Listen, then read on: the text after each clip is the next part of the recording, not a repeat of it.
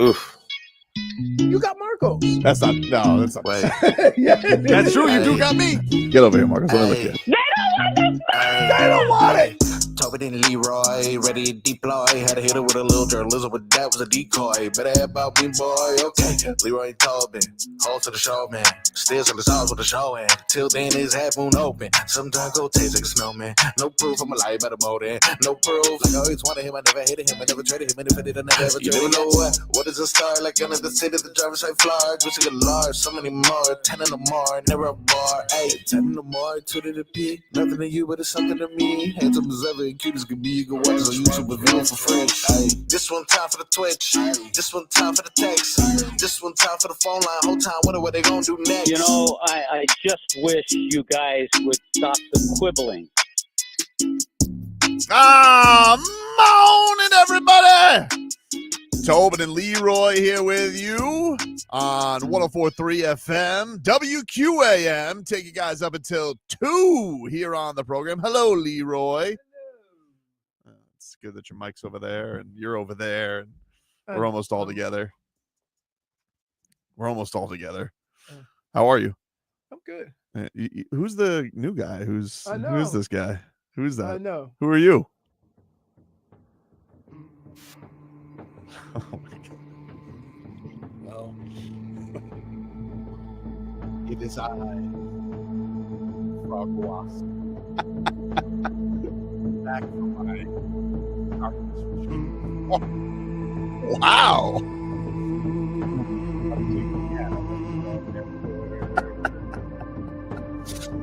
How was your retreat? Much tougher than living in Detroit. Wow. Dude, How are you? that totally worth it. Waited all week for that. I like your rainforest background for those watching us on YouTube and Twitch. Yes. He is actually in the rainforest right now. It's amazing. We got now that we have an FM signal. You were not here. We were a mere AM peon when you were gone, and when you returned, we are an FM juggernaut. Indeed. I am planting the satellites in the Amazon. That's exactly That's why you're gone. That's why I had to go. You were on a secret engineering mission. We're really cutting corners around here. So now I'm also doing engineering. Interesting. I don't know. I trust him to engineer.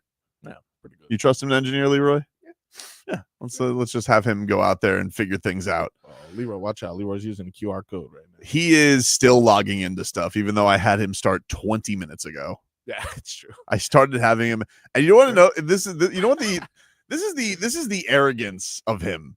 Okay, I don't use that word lightly, but you sat here and you're just like, you started logging into your computer, and man, my mic needs blue chew big time. You started logging in here, and you're like, no bigs, baby, I got this. And yet you're still staring at your screen like you're solving a Sudoku puzzle. That's not why. It's true. Then what are you doing? So here's the deal. I am trying to hook up my Twitter. And while I hooked it up, I realized that I have another account. You sure that's on Instagram? No, I'm positive. I know what X is. Okay. All right. Don't yell at me. All right.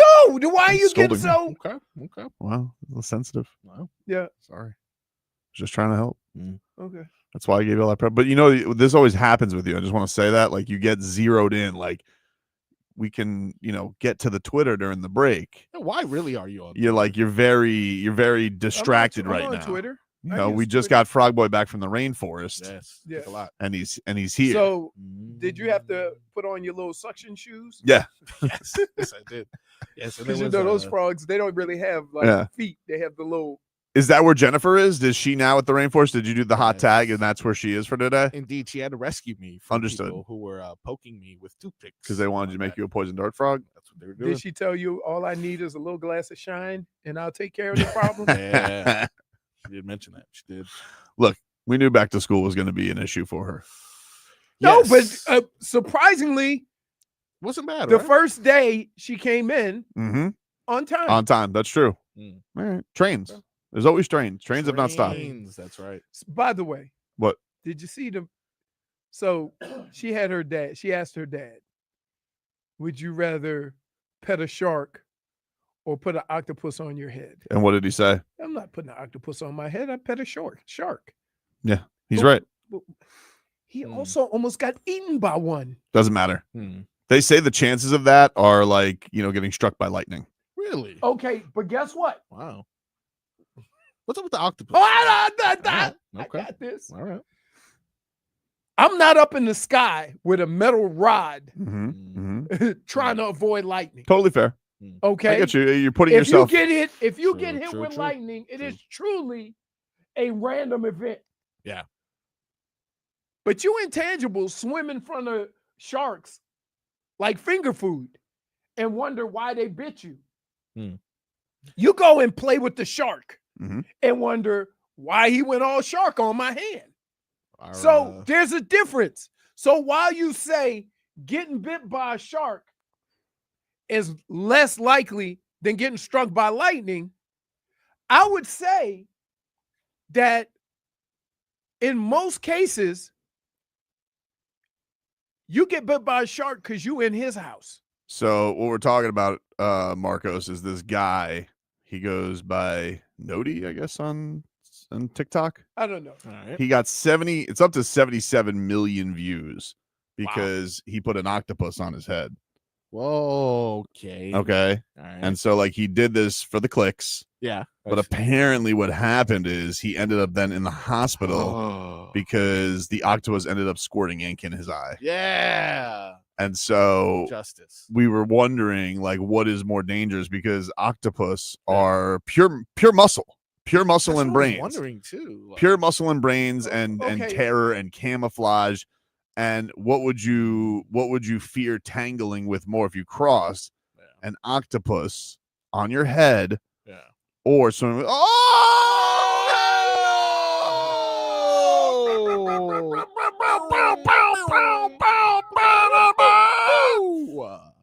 JFig's Rival Time brought to you by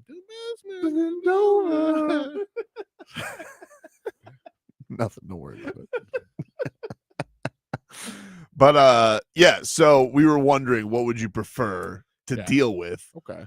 A octopus on your head or merely swimming with sharks? Is that what we went with? Petting a shark. Petting a shark. Okay, petting a shark. Yeah. All right. So this is something I obviously had never thought of. So why would you? Let me start there. I haven't. Yes, fair, because you're not going to be in that situation. Yeah. Seeing this octopus is a little bit scary because I felt like a little baby one, right? I felt like a little small one, right? That octopus? Yeah. I don't know, dude. It looked pretty beefy to me. I mean, how I feel. Okay, so it's covering a whole grown man's head. He's moving it like dreadlocks. Yeah, it's not a small octopus. So how big do they get then, really? Because for some reason, I'm thinking like the Kraken. Every time I think of like an octopus, that's a squid. Oh, hey, now we're talking here. With that being said, 8 arms though. 8 arms, suction cups. The worst thing that could happen to you is you get a little ink in your eye. Wait, so I saw the video of the guy that was in the hospital bed. Mm-hmm. Yeah. He said that it was because the water was infected. Yeah, okay. Something like that. And then he was saying, I don't know if it's the octopus or the water, but no one told me. Yeah. Listen, the point is you put yourself in that position, okay? And you don't mess with sea life. That's my whole point. Right. And I'm saying, why would you mess in any capacity with a shark? Right. I would say I like my chance. If you're saying if you get bit by a shark, you can't just shoo him. Okay, you know if your octopus gets on, you can just pull him off. I don't know. He's got suction cups. He does got suction cups. Your face is not glass. Doesn't matter. I thought you were gonna say his face was a suction cup. No. You want to try that out? What? If an octopus will if you touch an octopus. We can do it with you know how hard it is to put one of those little suction things on your face. You mean like the trash ones from the dollar store? Yeah. This is nature's suction cup, dude. But I'm just saying it's still going to be hard to get grip on your face. I don't think it is. Really? I think he's going to be on you like Hoist Gracie. I got a grip on Leroy, did you not hear my dad's response? Yes, I heard him. Look at that. Let me tell you something. All disrespect to Papa Fig. All disrespect? All disrespect? Yes. Wow. Sending this to him. You're crazy. I am. Wait, let's also be clear. He didn't even have to think about it. He didn't hesitate. Wait, let's be clear. Will you please tell the people what happened to your father? He's a great dad. No. That's all fine and great. Punched the shark. Did he He get did punch a shark. and what happened? He got bit. No, that was not the same situation. He's had many encounters. Oh, going so on he here? plays with sharks. Oh, so it's nothing He for doesn't him. asking for- play with sharks. So that honestly gives him more credibility. You understand Okay, this, no, right? he still got bit by a shark. Doesn't matter though. If he's Expert. telling you, if a Dude, multiple time me shark tell you something. bite victim Can I is just telling you no, an octopus on your head is worse, No, it's he kind didn't of say it the was game worse. is over for you. Didn't say it was worse. Dude, you're crazy. Dude, I'm telling you. Does Brazil have octopuses? It's a wrap then. So they're more on the Pacific side of things. Can I just say Because of this? jiu-jitsu? This is in all honesty. I'm looking at it from this standpoint. Of the two situations, what situation am I going to survive? Guaranteed. Shark? What? Can't Dude, guarantee that but, though. Frog boy, You can't. that's not Well, we ridiculous. didn't say- guarantee that. It's I mean, gonna an octopus is not going to kill me. He may hurt me. You hope not. He's not going to kill me. Okay. Right? You could still get maimed. happen. How? It's got a beak in there to eat. Oh, it does have a little The beak is very strong. Yep. Cheep, cheep, You know what that thing has to eat, right? What Crab. Yeah. Muscles. Okay. Have No, you he got to seen bring that thing wrap around a shark? Yes. Okay. Oh, Well, no, I that was a haven't. giant squid. Oh, okay. That doesn't matter. Those tentacles are very Okay. strong. Let's be clear. Hmm. This is an honest answer. I take my No chances one's with lying here. I take my chances with an octopus because if you get into an altercation with a shark, you're and for whatever.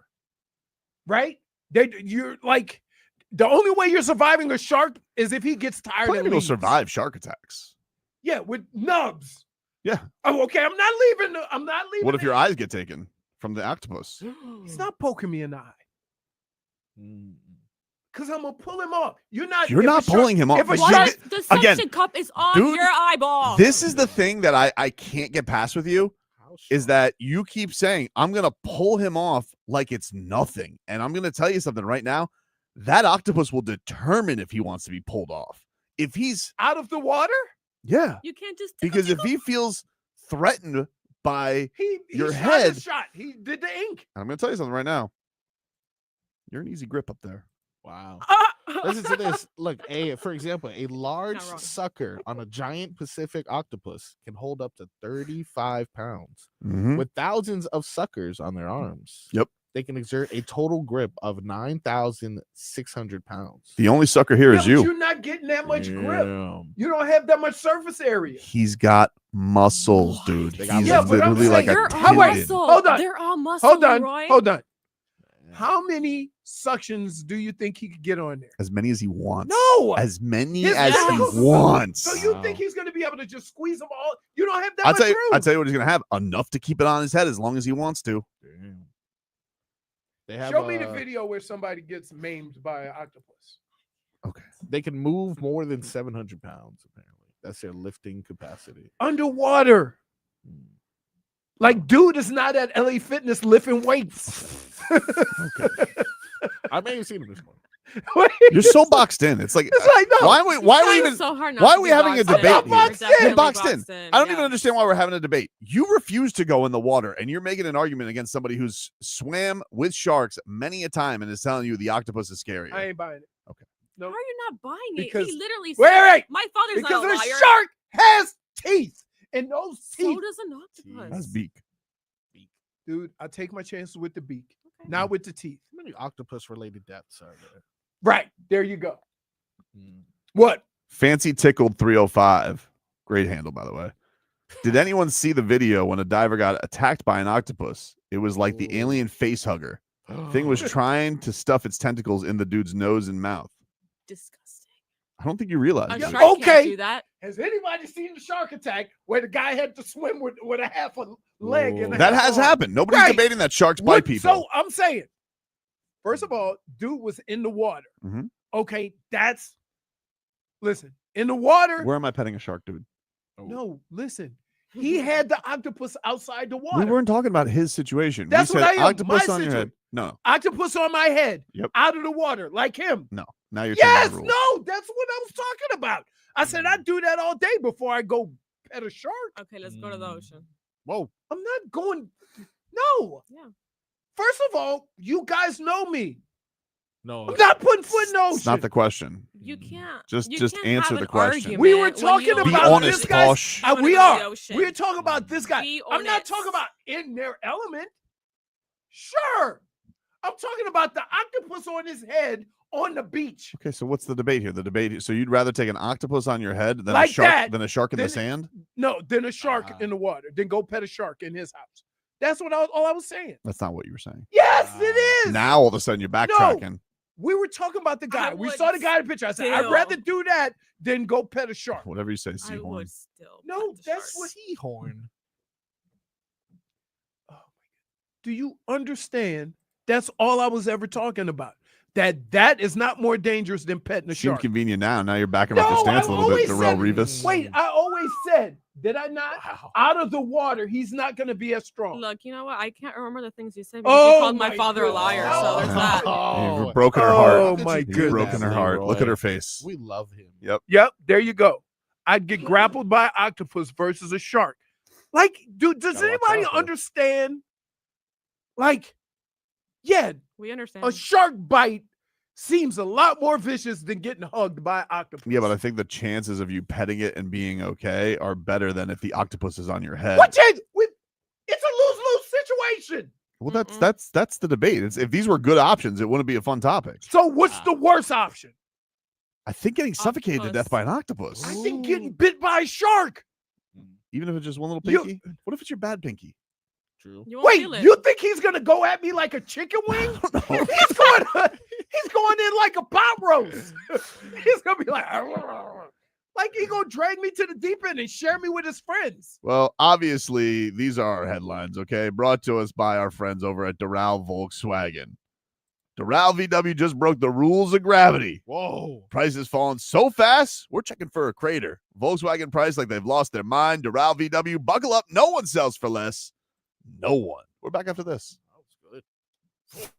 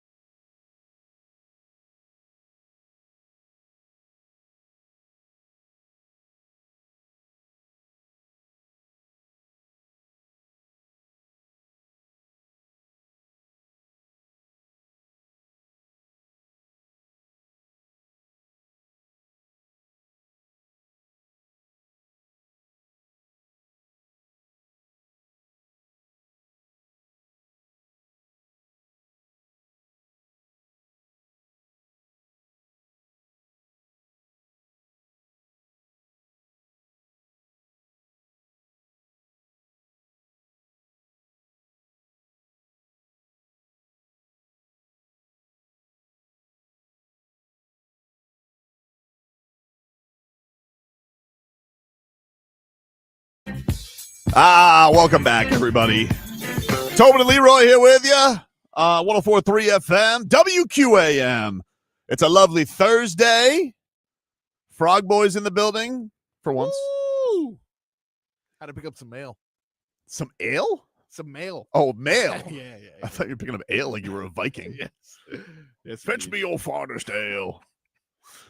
I was what a day we're having today, everybody. The Dolphins are back at joint practice after everybody, just so you know, the Dolphins are already picking number 1 in the draft next year because they lost a joint practice. Yeah, for sure. The dumbest thing I've ever seen. People Dominated. jumping off the building because the Dolphins lost a practice where, by the way, 2 of their best players didn't even play. They didn't even have Tyreek Hill or Jaylen Waddle really play. Can I just say this about that? I believe that what is happening these next 2 days and in this preseason game is the best thing that could happen for this team. Here's why. Everybody talks about being tough. Everybody wants to be more physical.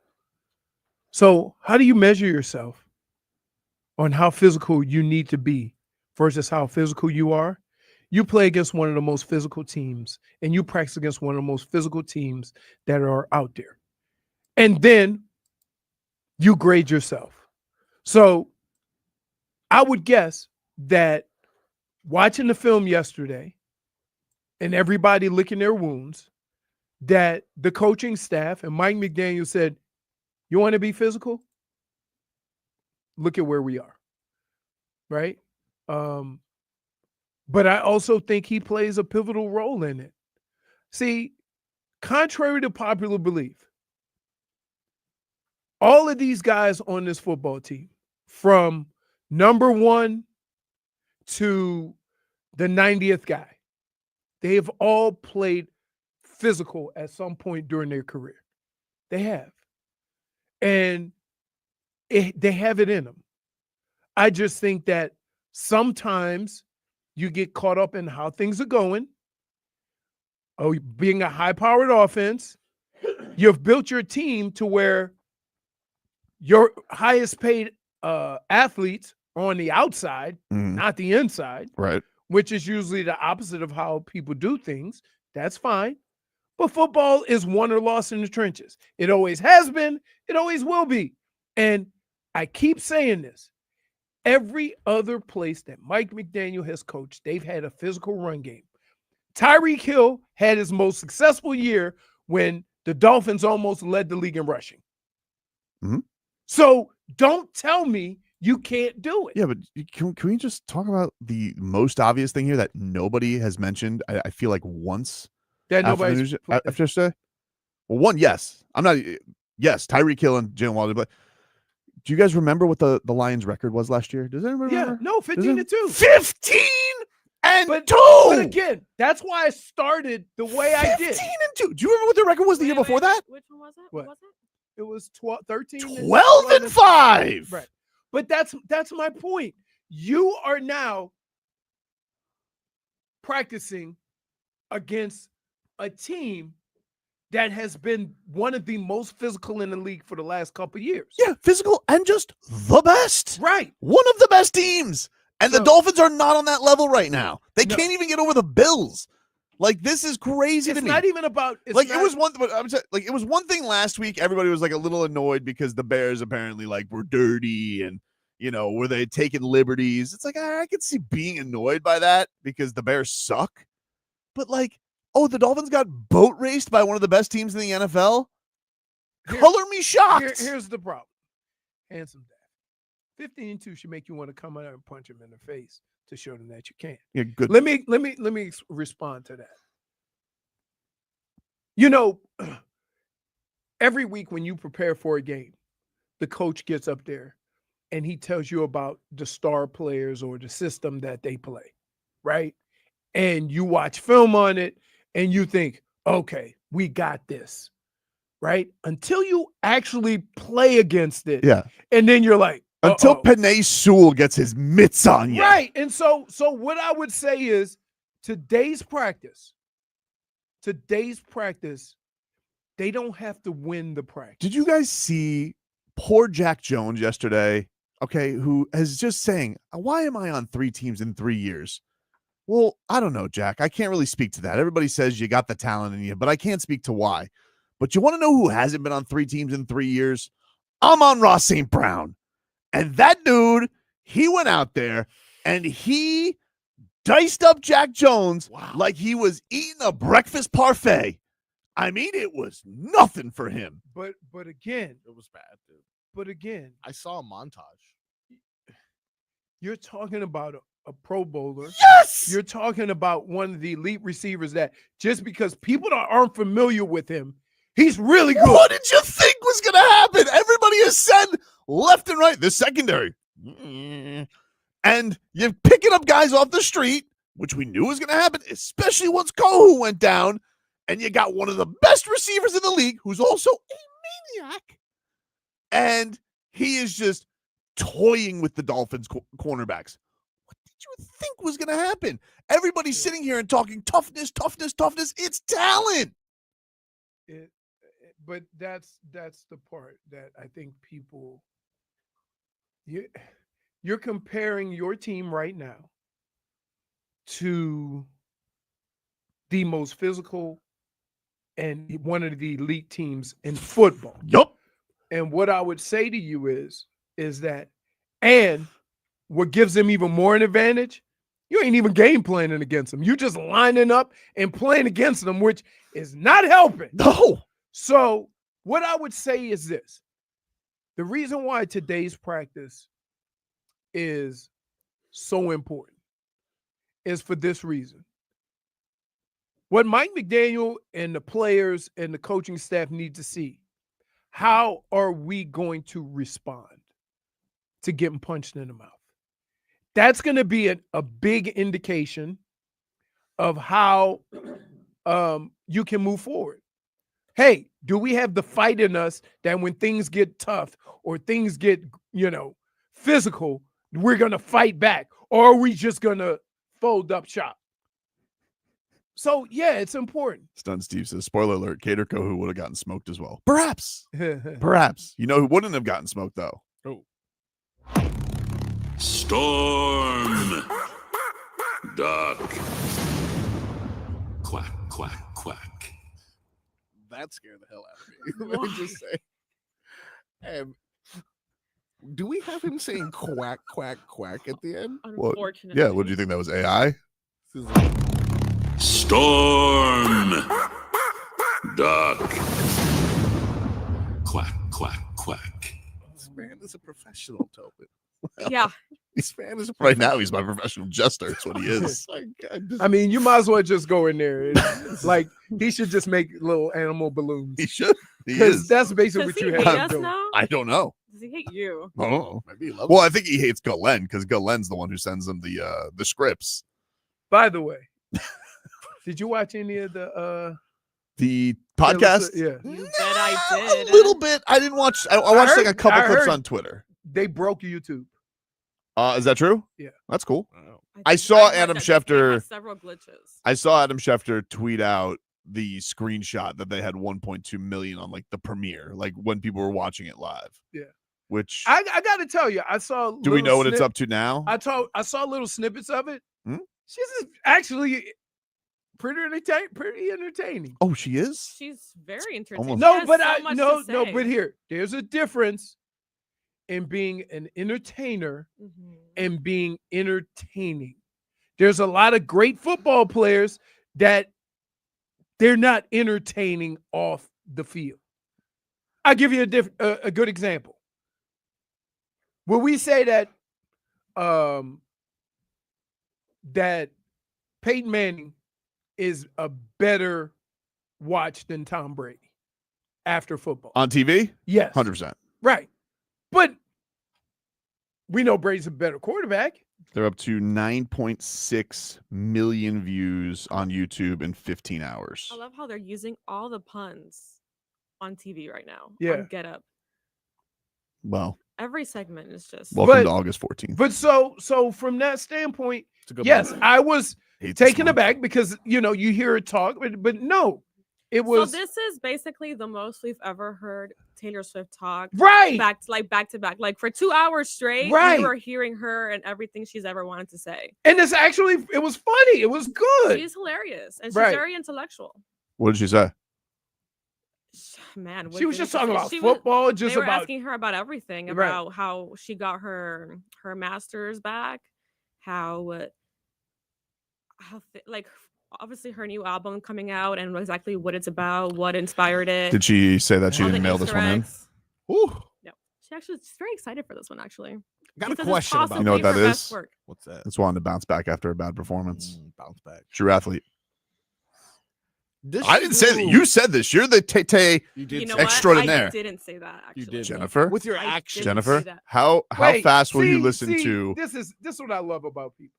Leroy shocked at women being funny and smart. That's not what I'm saying. You at know what's all. funny about that is that actually in the comedy club, many girls always get that response too. Yeah, you're funny for a girl. it's Well, not- you're funny no, for a girl. no, because no, girls no. cannot be funny. I was not saying that. I was saying that when you It's true though. haven't heard somebody talk for 2 hours Sorry. and then you see them do a podcast, you're just like, wow, she's really very entertaining. She's a very not private because person, I so don't- you've never actually heard her You, talk. about right. that. Yeah. Exactly. That's She it. does very little TV interviews. Right.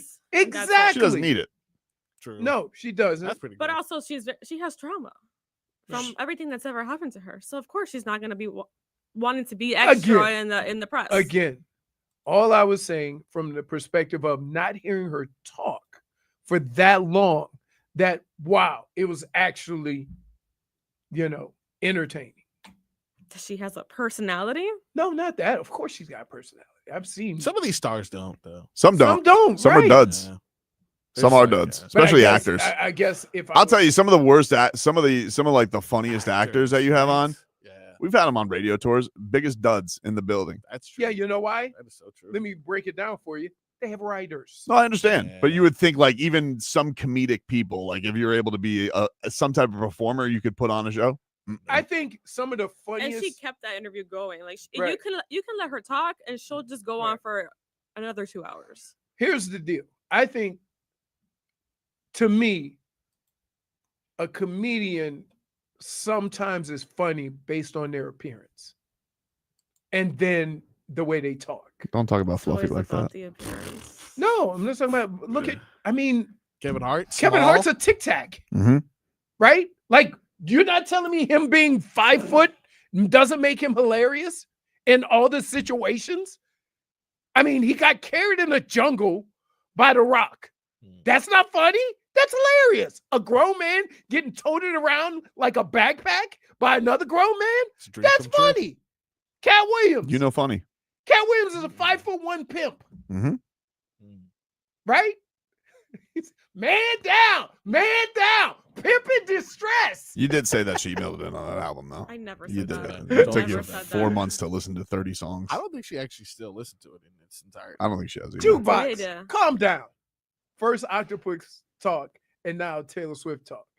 At least Marlon's talk in the first hour. I love how Hey, you guys hey, want to Juke- direct the whole hour. You know what I love? I love a piano, and I know Jukebox is a loyal listener. You know what I love? I love piano bar commenters. Talk about this at the moment, dude.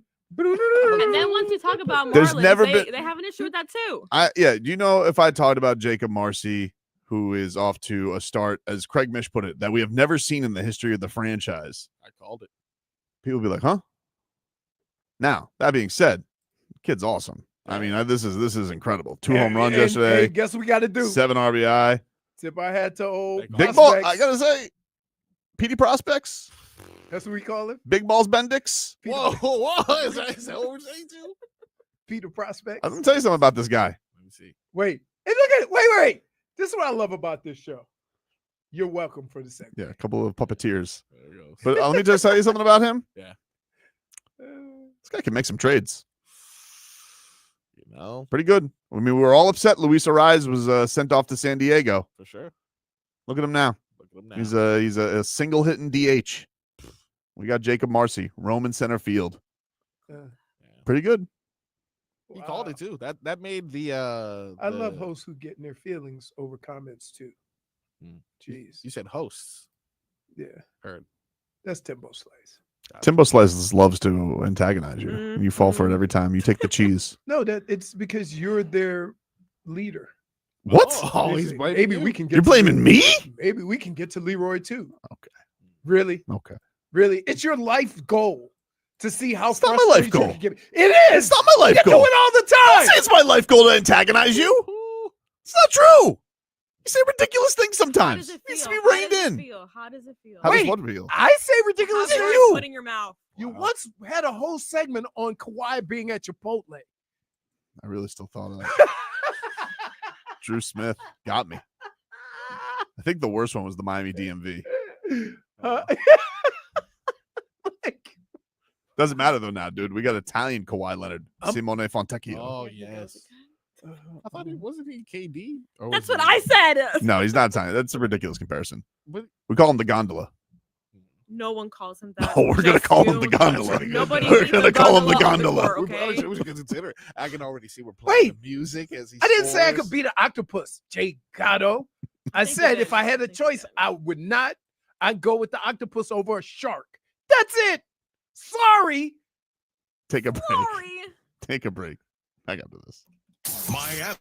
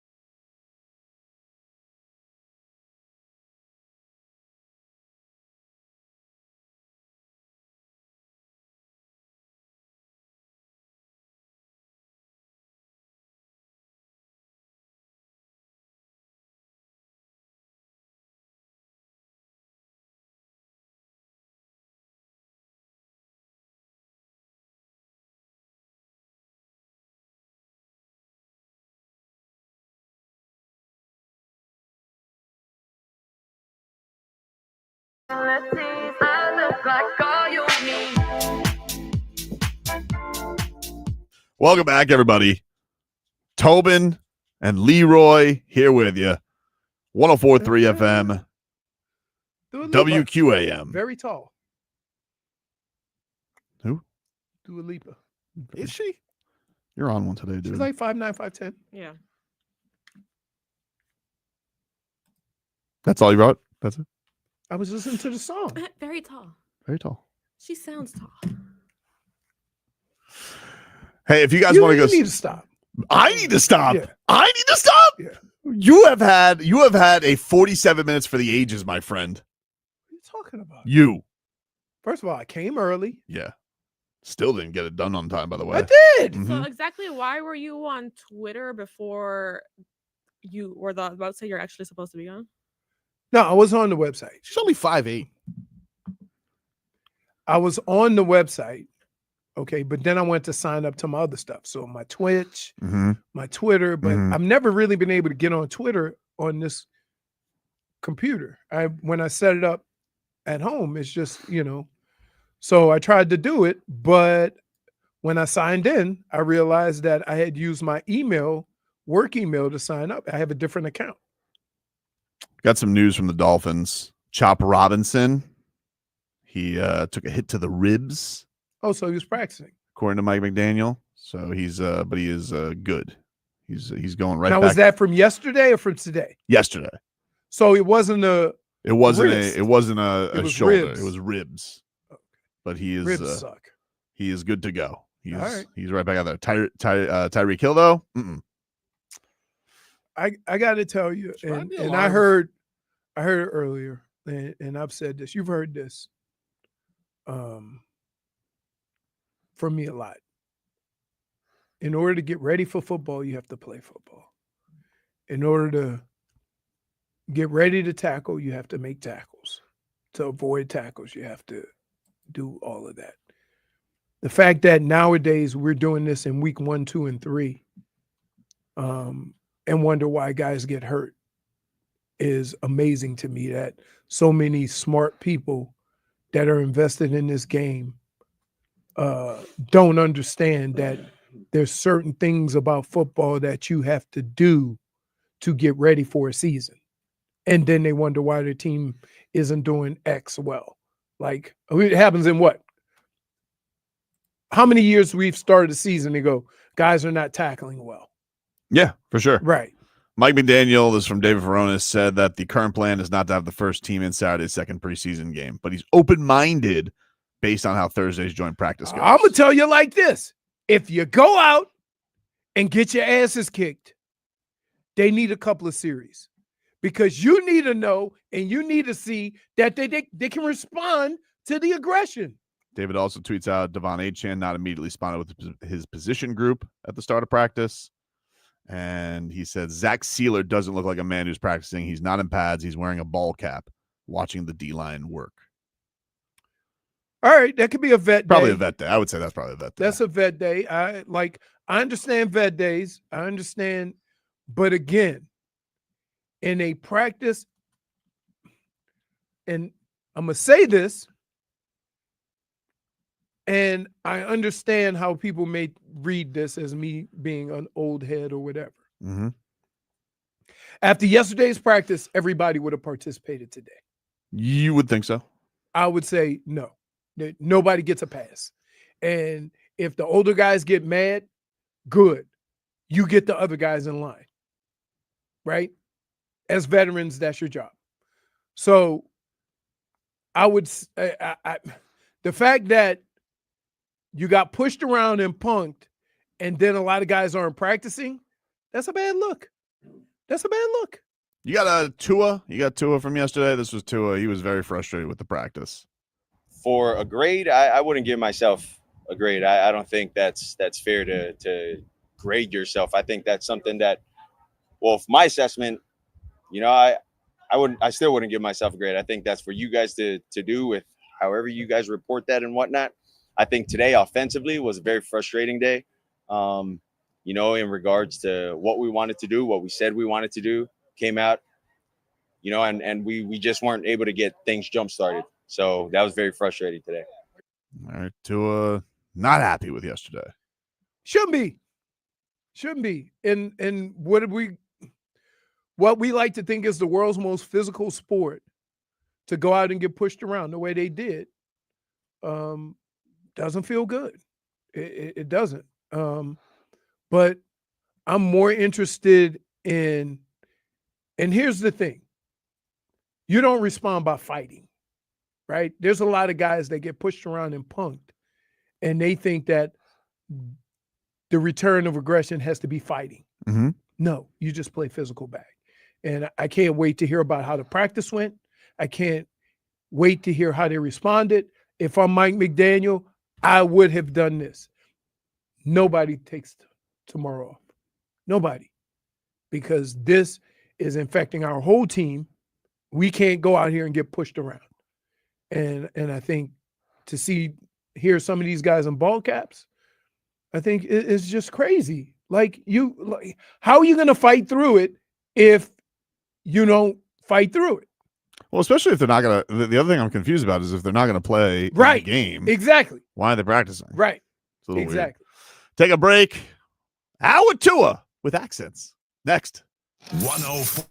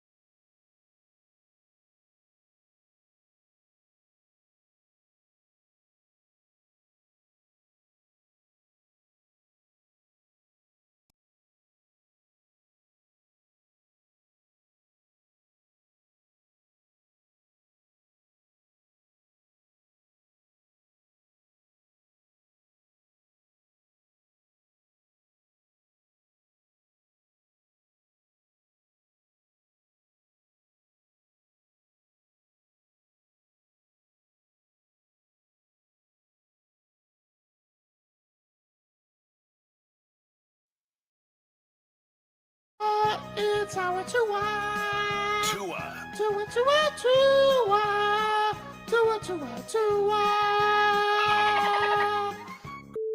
Can go to hell. Tua Tagovailoa. Dolphins quarterback. Daddy loves you guys. Our Tua with Tobin and Leroy. Check the history of Hour to the program, ladies and gentlemen. Tobin and Leroy here with you on 104.3 FM, WQAM, as the Miami Dolphins are in the midst of a joint practice. What do we expect today? Out of do you here? And let's just figure where these two organizations are. Mm-hmm. They don't have to win, but you want to come out of today and say, I saw the fight. I saw the comeback. I saw them, respond to the poor performance yesterday. Yeah. And I think you can build off of that. For people to say, oh, we're going to suck again based on one practice against one of the best teams in the league. People are very down right now. And they haven't even played a game yet, right? So you got to be a little patient with that. But I do believe, I hope they respond. Well, I'll let you guys know Adam Sandler is coming to the Kaseya Center on September 7th, and we got your chance to win tickets. If you guys want to win those tickets, text the word Gilmore to 20357. Gilmore. Gilmore. Text that. Turkey for me, turkey for you. You nailed it, dude. Proud of yourself? We'll talk some fighting here in just a second with our boy Milos Janicic, who's going to be on the Dirty Boxing 3 card in just a second. But Does Dirty Boxing use gloves? They do. They use 4-ounce gloves. Oh, so that's 4-ounce gloves, but that's curved. That's basically just MMA gloves with your fingers covered. Yeah. It's MMA gloves, and they're trying to avoid the finger poke. Milos just fought on the last card. Let's talk to him. Milos is they call him the Cobra, Leroy. Cobra. The Cobra. He hails from Montenegro, and he's a bad dude. I gotta tell you, Milos. Appreciate you stopping by the show here, and thank you for looking forward to watching again. How are you, buddy? It's very good. Thank you for calling me. It's very good. Preparation is going good. It's I can't believe it, man. It was really cool to see your opening performance, but man, your people love you over there. I'm watching these YouTube comments, and I feel like nobody is getting more love than Milos Janicic with his performance. Were you blown away? Did you notice a little extra juice for how people were fired up for that last performance? Yes, of course, because right before the Dirty Boxing, we had a big MMA fight in our country, in Serbia, and it's a very big organization. It's very popular, and this guy that I fought is a big star, but he's very much hated, So it was a big fight. It was more than just an MMA, so it made me famous now, Yeah, you were talking and about people that. love me. I remember you talking about that in the fighter meetings. He upset people, and so what led to you getting this hero's welcome? What did he say that everybody was so disgusted by? It's something that goes long, This guy is on the scene for 5 years, so he been very cocky. He been knocking out opponents. Also, YouTubers and TikTokers, big thing in Serbia, and on Balkans. And this guy was beating up YouTuber and TikTokers, so very bad public image. And he's building that, for years, making different clips, but also winning every fight. So now this fight between me and him had a beef that's more than 2 years long, and he called me out after surgery. So this was the fight that everybody was watching, everybody on Balkans, and everybody wanted him to lose.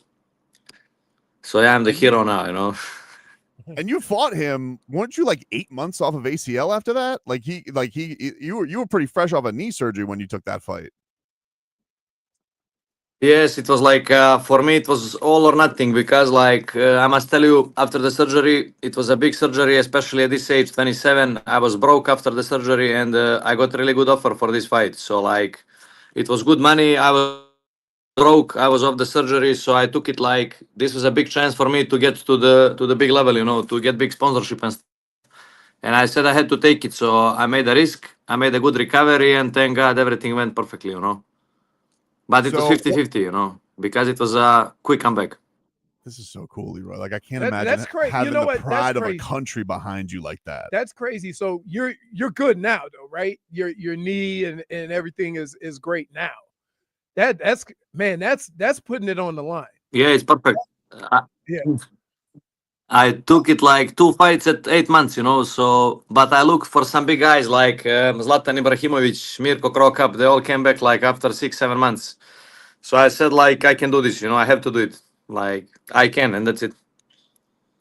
You talk about like that Balkan culture over there, because we got a guy down here, Nikola Jovic. He plays. He's from Serbia. He plays for the Miami Jokic, Heat. yeah. Yeah, Jokic is the Joker. I mean, he's the top of the notch. We got a young guy, Jovic. They're all on the same national team.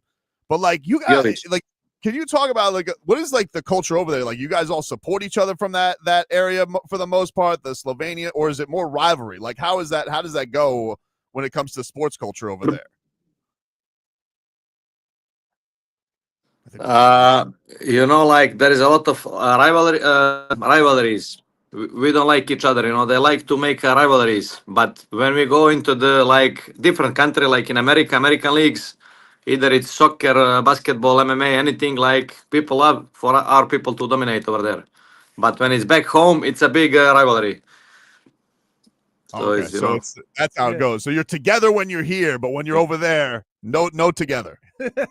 We are the worst. Yeah, no together. We are the worst when it's back home, you know. It's really bad blood. So Milos is going to be fighting August 29th, Dirty Boxing 3. You're taking on Lamar Brown. How did you like the experience of Dirty Boxing, doing something like that? Oh, it was good, but also like it was not pleasant because I took it too lightly, you know. Right after this fight with Marco, like I was in perfect shape, in the best shape of my life. And like after this fight, I had too many, like the mayor of my town called me, you know. Also after the mayor, I got so many like lunches, dinners with some either politicians or some big guys, some big sponsorship. Like every day I was busy. So many people wanted to take a picture with me. It was like really disturbing, you know, like I could not sleep for days. And I was not even training after the fight. And even I got called from Ilia Topuria. So I went there like 3 days to make sparrings with him. And believe it or not, those 3 days in Spain with Ilia, it took me rest my head, you know, from all this mess that's happening here, you know. So then I came back, and again we continue more sponsorship, more lunches, more dinners. You know, like I was not even training at all. And then I came back to Miami to have a fight, and I was completely not ready. And I took the guy too lightly. I was thinking it's gonna be easy job, but he was much better, you know, than I expected, and it was a hard fight. So, but this time I come like fully prepared. So have you like have you been training in South Florida? Have you been home training? Like what have you done for this one differently? So first of all, I took this seriously. Like I train every day, 1 or 2 times a day. Like I do only boxing now, and I train like I'm in condition. I spar a lot, and I've been like 4 weeks in Miami, you know. So I adjust myself to the heat, to the weather, to humidity, to everything. Now I came back here for 3 weeks, and then I come back again to Miami now before a fight. So this time I come like in a good shape, and I already have the experience at the small ring, boxing with elbows. I know the rule set now, the distance, everything. Well, Milos, how crazy is that though? Because that has to blow your mind. Like you're sitting here, you're telling us you're broke after a fight, and then like it's almost like your life changes in your country overnight. Like, how hard was that to deal with? Was it awesome to deal with because you have all these people hobnobbing with you? Like, what is that transition like? It was very hard because like before this I had 20 pro fights, you know, and actually nobody, I mean, they knew about me, but only the real one that follow actually MMA. But the other spectrum, the other people that don't follow too much MMA, nobody know about me. And I had 20 fights, and this guy just have a couple of fights and was a big star. So like it was kind of downgrading. Also, I'm like 10 years fighting professionally, and I was not getting big chances. And then this surgery comes out, and I say to myself, like, what am I doing with my life? You know, you are broke, you had surgery, nobody calls you, nobody texts, he comes to visit you, you are alone at home. And then this opportunity comes because he wanted to use a chance to me up, because we had a beef. And that beef went viral in our country, So now he wanted to use this opportunity because before he didn't want to fight me. So I was thinking like this is all or nothing. Because my career is 10 years and I made nothing. So now we have to take this and try everything, And at the end, it went very good. So now, I got everything now. I know we talked about in the fighter meetings, you said you're hoping that like the exposure from dirty boxing maybe gets a little launch to the UFC because you're still very young. You got you're just entering the prime of your career. Have you felt like the exposure from dirty boxing has helped with that, like getting your name out there even more? Yeah, it's very nice when you see the guys like, there was like, first of all, John Jones, Mike Perry, Caio Borralho, Amanda Nunes, Tito Ortiz. I looked many big famous guys and faces, from the MMA. So it's good to be there and like, we'll see event by the event. I hope I get on the radar of UFC. How did like going and train? But anyway, like I just enjoy to fight, Yeah. No, go ahead. You can finish there. It was yeah. No, it was just I wanted to say like I like competing, I like fighting, especially like when I can do stand-up fighting. So I enjoy just competing, Well, I was just curious because you spent a camp with Topuria. You just watched him after he trained with you go and get his second belt. When you train with a guy who right now is looked upon as the top of the top, how did you feel? Like, does it feel like, hey, I can go with the best of the best? Like, what is that? When even if you're not in the UFC, you're training with the best of the best, literally maybe the number one pound for pound guy on the planet. So what did that do for your confidence and your skills as far as like knowing you're UFC ready? Yeah. Well, I fought before. I mean, I trained with many UFC guys in Phuket, Thailand, I also trained a lot with Rafael Fiziev and some other guys. But Topuria is like the best of the best. And I'm definitely sure, like, I'm not never close to Ilia's level. But, like, I felt I can do, like, I'm good, I think he was surprised, too, that my striking is actually good, And I know I can easily fight in UFC. Like, I know this very easily. So it means a lot for me, and I cannot wait to come over there one day. Well, we can't wait to watch him, man. Dirty Boxing 3 going down at the Hangar, August 29th. Get your tickets now. This guy, he is worth the price of admission. This guy put on a hell of a show. Him and Guillermo Bastos last time. Lamar Brown, that's who he's going to be fighting this time. Also had a really competitive fight. I can't wait to see in action fully healthy, man. It's going to be a real thrill. Thank you very much. Thank you. There you go. It's going to be good stuff. Yeah, Milos Janicic, the Cobra, joining us there, and you guys can catch him at the Hangar. Get your tickets now. Dirty Boxing 3. I like that guy. Like, you know what? I like hearing stories about. It's one thing to get an opportunity. Yep. It's another thing to put your tail on the line, knowing you broke and you just had surgery. That's crazy. That's real life stuff right there. Not kidding, dude. That's pretty wild. That's a wild tale. So it's probably funny. It's funny to me that you say, hey, when we get on this plane and go to America, we're gonna be best of friends. Right. But when we get back to our homeland, like, Serbia, Slovenia, you can kick rocks. I'll be friends with you in America. You're right. That's crazy. Let's get to our headlines brought to you by Doral Volkswagen. Doral VW just broke the rules of gravity. Prices are falling so fast, we're checking for a crater. Volkswagen's price like they've lost their minds. Doral VW, buckle up. No one sells for less. No one, dude. So the Marlins, they smoked the Guardians yesterday, 13-4. Jakob Marsee was 4 for 5, 2 home runs, and 7 RBI. Pick it up, Marsee. I understand, like, when you want him to get a double-double. You want him to get a double-double. Needed that 1 RBI more to get a club record. He tied it. What is it, 8? It was 7. 7's the record. He needed 8. Who had 7? Adam Duvall, which I was surprised by because he stunk with the Marlins. It's just like one of those games where you have 2 home runs with people on base. Yeah, if you get because there's been a 3 home run game and they didn't even have, How about would you rather have the 2 home runs? It's probably a stupid question, but would you rather have the 2 home runs, the single and the double, or would you rather hit for the cycle? Hit for the cycle. Really? More than the 2 home runs? Yeah. Hitting for the cycle's cool. Because 2 home runs is meh. It's either 3 home runs or the cycle. 2 home runs is like 2 home runs. The 2 home runs pretty good. I'm talking about from history standpoint. Oh, I understand. Right, from a history standpoint. Hitting for the cycle is history. Also, Xavier Edwards also got the 2 hardest things of the cycle yesterday because he got a home run to lead off the game and a triple. Wow. but no double and single. Ah, all right. The triple is the hardest thing to get, right? I think so. Yeah, because in order to get a triple, you have to hit one off the wall and take a bad bounce. Kind of like almost if you're really fast, you get inside the park home run. Yeah. Yeah. If it takes that bounce, It takes that right bounce. under, a guy maybe dove for it. Right. Yeah. Is there a king of triples? Is there a guy who was like, oh, Who is known as the It would have to triples? be somebody like Ricky Henderson. oh, those triples? That guy with his Like Ricky triples. It's Henderson. a great question, Frog Boy. I've Who- never thought about who is the triples king. Who's the king of triples? I would have to say it's somebody who bats first or second. Oh, look right? at that. Oyster Burns. No, who is it? Ricky Henderson. Sam Crawford has hit the most career triples with 309 triples. Where were they playing in a field in the 1920s? You know what? When did he play? So he's a Hall of Famer, Detroit Tigers. Let's see. His Tigers teammate Ty Cobb, so that can't be. That can't Wait, so of the current, can we Yeah, use yeah, current makes day sense. all nationalities baseball? Yeah, it makes sense. Only 2 players in the top 50 all time played. Oh my God! Only 2 players in the top 50 all time career triple leaders played after World War II.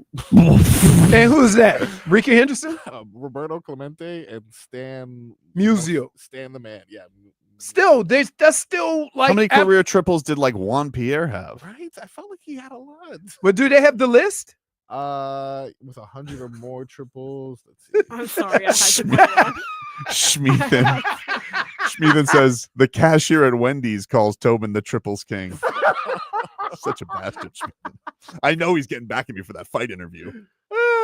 Nobody shakes his fist at the fight interviews more than Schmeathan. Get back to those Dolphins. Or you dance for me, fat boy. So, like, I would have to think who. Schmeathan, like, you gotta admit somebody though, like maybe Kenny Lofton. yeah. But Schmeathan, you gotta admit that's a good accent. That was a good accent. for sure. He's got a good accent. Man. Dude, could you imagine though, like defending your country and then like everybody wants to hobnob with you? And I feel like especially in smaller I countries. feel like the Balkans, they hobnob. Smaller countries when everybody knows everybody. Yep. Right. Yep. Man, that's crazy. All right, we'll get back into the Dolphins. We'll get some updates from camp. Appreciate again to Milos Janicic for stopping by. Dirty Boxing 3, August 29th. I'll be on the call with Mike Perry and Jason Anik. Looking forward to that. Take a break. More to come here on Tobin and Leroy after this.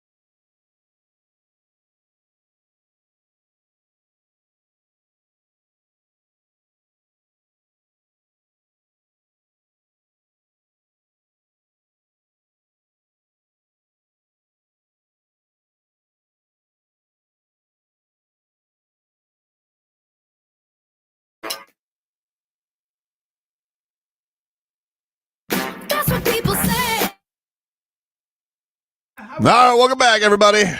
This is not this is an okay song. I think This is an okay song. yeah, it's a hit. No, but I'm just literally saying, her most entertaining famous song. enough for you? no, I would go with Bad Blood with Kendrick Lamar. But that's like preference and genre. Yeah, that's what I'm saying. Yeah, it's their biggest song, though. Why do you want Huh? that guy? It's their biggest song, though. This is it. Shake It Off. Yeah. Is it? Yeah, 100%. It's bigger than Bad Blood? What? Of course. Really? Bad Blood's maybe a top 5 or maybe top 7. But if we're gonna give QB tier list, no, this is Patrick Mahomes, dude. No, really? No. It is as far as I think on success. Google it does say that. That's not even a question. We've done this debate too. I think we did this No, we versus No, we didn't. we did Shake It Off versus another song. I don't remember what it was. Love Story and Shake It Off, top 2 songs. Love Story. Love Story. That's when she was still country. I didn't even know what that song sounds like. Yes, you do. 8-time platinum. Jeez. That's good. Is that good? I think that's good. Okay. Maybe she'll. I don't feel like you would dig that song. I feel like it's a little too peppy. Wait, what? I feel like it's a little too peppy for you. Her. I feel like you tell Romeo to kick rocks. I mean, Yeah. I usually do. Yes. That's my problem. That whole album is really good. So I actually have the album. What's the name of You it? have like the vinyl? I don't have the vinyl because back then she wasn't really making the vinyls. So you have I the didn't- CD? I have the CD, yes, and I have like the deluxe Where version. do you of that play song. CDs these days? Oh, you know. I still got one in There's the car. no I don't have one in my car. Well, I do. your car's got 700,000 miles on It it. does. It's still So- cranking. Still Yeah. going. Still going. Hey, if it ain't broke, When it stops from going, okay. Yeah, but the whole point of it is when it stops, you're gonna be in the middle of nowhere. I can't rule that out. That's potential. Wait, No, like- I'll be one of 2 places. I'll be here or I'll be somewhere on the turnpike. Wait, tell me if you ever gotten this call from the wife. Hmm? Can you come get me? I ran out of gas. Ooh. Dude. Let me tell you something right now. Why? My wife and I, Why? this literally happened Really? 2 miles away. We were probably, I won't even say dating. We were hanging out. It wasn't exclusive. Wasn't even it was early days. It wasn't Early even days. it wasn't even like we went on the Chili's date, maybe Fuddruckers. Maybe we were 2 dates in and we were hanging out. She goes, "Hey, you want to get some Taco Bell?" You know, we're in college. Yeah, let's go get some Taco Bell. But I walked over there, so my dorm was way the F on the other side of Barry's campus to where her dorm was. Wait, stop making it sound like Barry's Oh, campus. it's a hall, dude. It was a hall. So literally- 3 blocks. Yeah. it was all, she Right. goes, no worries, we'll take my car. In Michigan, to get on the other side of campus, you got to take Oh, a bus. Woo! Way, dude, it's like a quarter of a mile. Way too much. Way too much. Plus, you gotta hop fences. You know, I only do that when I you was went the drunk. back route. But my wife and I, we go down to we go to the Taco Bell, the local Taco Bell down here, and we take her Volkswagen Bug. And I had one too. yeah, she took her Volkswagen Bug, and I was being a passenger princess. She drove, and then we're by. Can I take your order? In the drive-through. In the drive-through. So wait, you had to get out and push? Not only did I have to get out and push, I had to direct traffic because this was it's right next to Billy's Tavern, if anybody knows where that is over there. And it's kind of walled off the drive-through. Oh no. So I had to get out. Oh no. Tell people to back out of the driveway or the drive-through, push the car out, and then I had to push it across the street to get it to the gas station. Love at first sight. That's when you knew it was love. That's when you knew it was love, Jennifer. You wouldn't have. I done would that have for never any other gone to person. Taco Bell again. Look, I'm not trying to stereotype. So I'm not going to say all women, but I'm going to say my woman. Yeah. She plays a dangerous game with that gas tank. Wait. A dangerous game. And I'm not going to say all women because I don't know all women. No, I've yes, heard. Yes. But I'm saying my woman plays a dangerous game with that gas tank. Let me show you Wait, something. here's the craziest thing. Mel ran Is that out your of car gas. right now? I got in the car this morning to this. Dude. It is below the line. Wait, so you owe the tank gas? It is below. I And give wait, debt did she to say, the gas man. "Hey, when the E-light is on, you still got a quarter of a She said, tank"? "You're gonna need a little gas," and I'm like, "Yeah, I I think Oh, so. yeah. to get to So- the gas station." I'm Wait, gonna need so a here's the little gas. kicker. There's a development right next to Ameren Bank. Mhm. We used to live there. I had a house in there. And she ran out of gas on 136. Hey, can you come get me? I ran out of gas. And I'm like, when were you going to get gas? Even if you would have made it home, you would have needed gas. It's crazy. I Right. don't understand. I've probably ran into that situation with her in our 19 years together, probably 19 times. I would say it's probably a once a year thing. I've never ran out of gas. I've never run out of gas. Never run out of gas. That's only. I think that only happened to me one time. Only yes. Every Just woman. one It's time. like a. Why? No, so I was getting off the highway because I was on my way. Like there was so much unexpected traffic, and I was like, oh no. I would have made it. The issue was there was a bunch of traffic out of nowhere. And thankfully it happened like right on the street where there was a gas station, and my sister lives like 5 minutes away. And then I called her and told her to please help me. There can't be a more embarrassing call. Because guess like what? a while ago. Here's the kicker. I think the biggest moneymaker in South Florida is the little gas tank that you have to buy at the gas station. Oh yeah. That cost them like $3 and they charge you $15. I have 3 of those in my house just because of my wife. Anybody need one? Oh, guess what I did? So we had a hurricane. I had gas I filled up water got into it. No good. Years ago. Oh, I dumped it in there, messed up the engine. Yeah, People are no making fun of bueno. me because it was unexpected traffic. There was like an accident before, like ahead. So that's the unexpected traffic. Relax. I mean, I'm usually very responsible when it comes to my car, so Just a one-time thing. it was a one-time thing. And I think I was like fresh out of college or in college. I don't know. I had a car that would give you digital and, obviously the needle that everybody has to see how many miles you had left until you got to empty. At one point, my sensor of some sort broke, so I was gambling every time I got in the car. I had to remember, hey, I put in about $15 2 days ago. I've probably traveled about 60 miles. Oh, so you working out you got a mileage chart in your car? Mhm. Every time I was trying to gamble, I got in the car. I just know So here. scares me about electric cars. Here's what I do. Here's all I do. I fill up every time I come here with the cheap gas. And so I know I'm good. I know I can make it through the weekend because I only got like golf course like 8 miles from my house.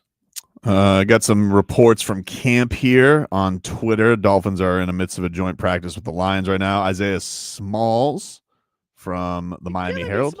Killing me, Smalls. The second, by the way. He's like Ollie Gordon. Not going to lie. The Dolphins are actually responding on offense. There you They go. clearly weren't happy about yesterday's performance and are a lot sharper today. That's the whole point. That's what these practices are for. All right. Hey, you guys want to be tough? We're going to practice against one of the toughest teams in the league. So you know where you are.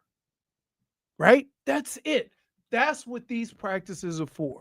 You got Patrick Paul from yesterday, Marcos. Patrick Paul spoke to the media yesterday about their tough outing, but said that he was looking forward to getting a chance to respond to everybody. And in just like my normal fashion, a small delay. Come on, that's the best. That's the best part of it. Going after it again. Like you watch the film, you know what you made mistakes on, and then you go back the next day with conviction. I hope he's good because he's a vibe. Yeah. He is a I like him. Baldy likes He it, too. doesn't really sound like he's as big as he is. No, he doesn't. Right. No, he sounds normal sized. He sounds like linebacker. He doesn't sound like Calais Campbell. No. Right. I miss him. But he's bigger than Calais Campbell. That's crazy. Is he? Yeah. He's a giant. No way. What, are you kidding me? The great Paul Dude. of Miami. Oh, that's good. Call him Paul Wall. Oh, that's good too. Oh! You ain't get my Paul Wall. Wow. That's a point. Good for you. So, yeah. Give yourself a point Look, too there, frog boy. Yesterday, we had this conversation. Mhm. And I said, the most important thing out of all this is how they respond. right? And so the fact that you're hearing they respond well, there's promise. There's promise. Date South says, want to get out of a honey-do list? Dress up as a gaslight. They'll ignore it. I'm telling you. Hey, but like now I've almost run out of gas. Not because I was because Be honest, if I know, Josh. here's why. Because if I know where the cheap gas is, I will drive all the way to the cheap gas. And as I'm passing gas stations, go, ooh, I can get it 15 cents cheaper. Ooh, 20 cents cheaper. Try and play a game. Yeah. So I keep going. And sometimes, like, I've literally driven from my house to go get gas for the next morning and ended up in Pembroke Pines. Well, you know, there is an app and also a website. No, I know where they all are. I know where Gas they are. Buddy. I And know it where tells they you are. exactly where I don't the need cheaper gas buddy. is. I don't need gas buddy. I know where all the cheap gas is. He is gas buddy. I am gas buddy. Because when on the way, I used to only come to work to get the cheap gas to fill up. I burned half a tank getting there, but It's just the principle. It's the principle. By my house. Agreed. There's a gas station by my house. When you get off 75, $3.59 for regular gas. Let me tell you, in front of the airport, I know usually they're It's expensive there. $4. No. It's $6. Really? $6. Regular, by the way. Jeez. They just don't care. Crazy. And you know what? Here's what I heard. Because my buddy, that you've met him, Greg and Chris, the brothers. Yep. They own gas stations, right? Yeah. And they say if you can either be an independent or you can be underneath the Like the brand umbrella? Yeah. Mhm. You don't control the price. Right. They control the price. Yeah. And if you change the price, they won't send you gas. So, like, yeah. $6. Like, come on. How could something the same price, the same product be so different from, because usually it's about the taxes, the city taxes and stuff like that. We'll take a break, mix things on up.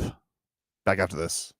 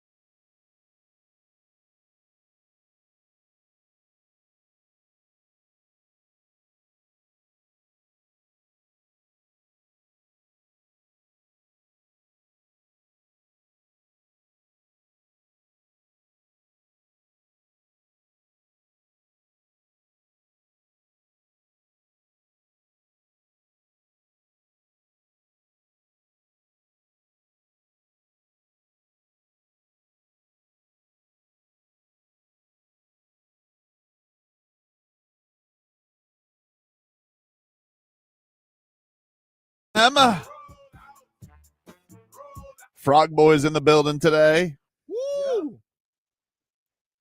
Glad he could Grace us with his presence. Oh yeah. Yeah. Yeah. Really, I'm here for the Celsius. Oh, okay. No, it's slim pickings over there. Yeah, we need a recharge, Celsius. Can I just tell you? Look, you have to know anything that sales is involved in. Mm-hmm. It runs out. Yeah. I feel like this went faster though. I feel like the last supply that we had, that one stuck a while. People like these flavors. Yeah, because remember we got to pick them. So I want Playa and Retro.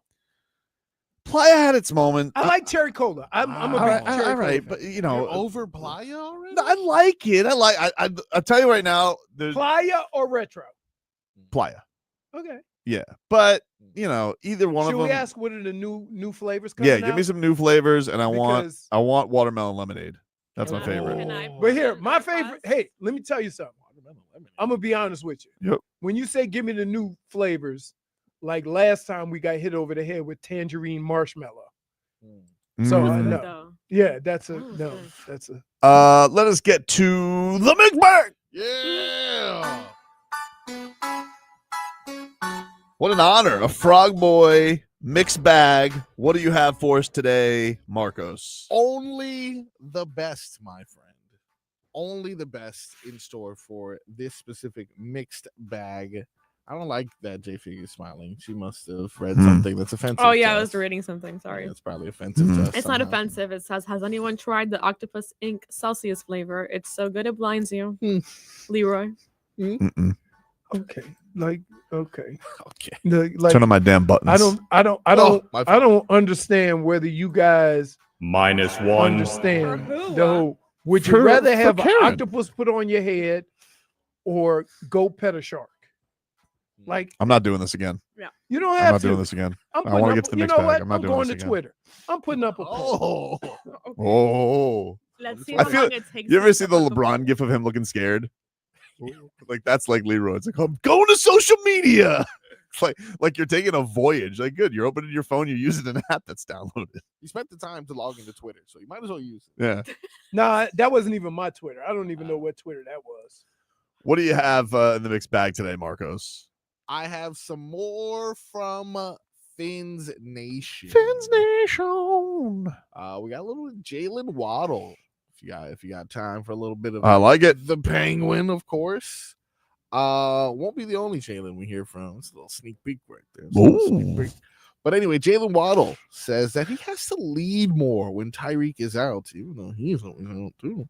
And these joint practices will make us better. Here is the Penguin. Yeah, man. I think especially when 10's out, I got to set the standard and lead. So when he's out, they got to kind of follow me. I got to set the trend and go upper for there. Everybody got to heighten their play, and everybody just got to respond, and make the most of their reps. And I think we got a good group, a good team that's gonna respond. And I think everything that we learned throughout these joint practices is only gonna make us stronger. All right, there you go, Jalen. Well, I'm glad to hear it. Yeah. I think everybody would like, yes, Jaylen Waddle to take the hint. Yes, dude. When Tyreek Hill is not available for you to take over and lead, that's kind of been the plan the whole time, dude. So tick tock. Let's go. We want a Waddle. We want more touchdowns. Do you know how upset Steven and by the way, look, I know you wanted to put it away last year. That's not vibes, dude. We want to do the Penguin celebration. Gotta do the thing. You gotta do the thing. Come on. Stephen Ross. Otherwise, we're going to cut to Stephen Ross doing it every time. Yeah. You know? Thrusting. He's too sensual with it. Are you okay? Is this putting up the poll. Is there anybody who's like more detached from society when they have to be locked in their phone than Leroy Horde? Hey, Dude's more focused. Like it's out there. Congratulations. It's out there. I'm telling you. Would you rather Good for you. put You want me to retweet it? octopus Yeah. on your head or Pet a shark. yeah? This guy. It's like I'm sitting. telling you. Everybody's gonna say I would rather put an Also, octopus it's on not my head. a poll. It's just him writing it, by the way. All right, that's cool. So he didn't make a poll. No. I did. Oh wait, he did. I did. Apologize. Oh! Apologize. -1 Apologize. for sass. Apologize. For sass. Oh, it's hard? Okay. Oh, wow. You see that For outlash? sass. She lashes out, dude. I don't know what to tell you. I know. She's a lasher. It's true. So far, pet a shark, 100%. She's your For lashing out. I'd rather put an octopus on your head or pet a shark. 2 votes, pet a shark. 4 votes, 100%. Sorry. You're losing. I don't know what you like. Also, don't be afraid to throw a question mark in there. Okay. What? Nothing. Mixed bag. Mixed bag. From one Jaylen to another. This is gonna intrigue Leroy to say Phillips? Ramsey. Oh, we already heard from him if you're gonna play him on the pivot. Is this gonna be is this Mike McDaniel related? No, this is gonna be on Aaron Rodgers. Oh, please. You gotta play it then. Rodgers. Okay. Leroy, put your phone down. This is you said the magic words. Aaron Rodgers. Old ass Aaron Rodgers. Let's go. Well, this is what makes old ass Aaron Rodgers great, according to Mr. Jaylen What have Ramsey. you seen from Aaron Rodgers that made you just say he still got it? Still got it. Oh my goodness. And well, first off, I'm just about to take away like his arm talent and his precision, his accuracy, and the no-look passes and all that. Forget about all that for the second. Can't forget about it, but for the second, forget about it.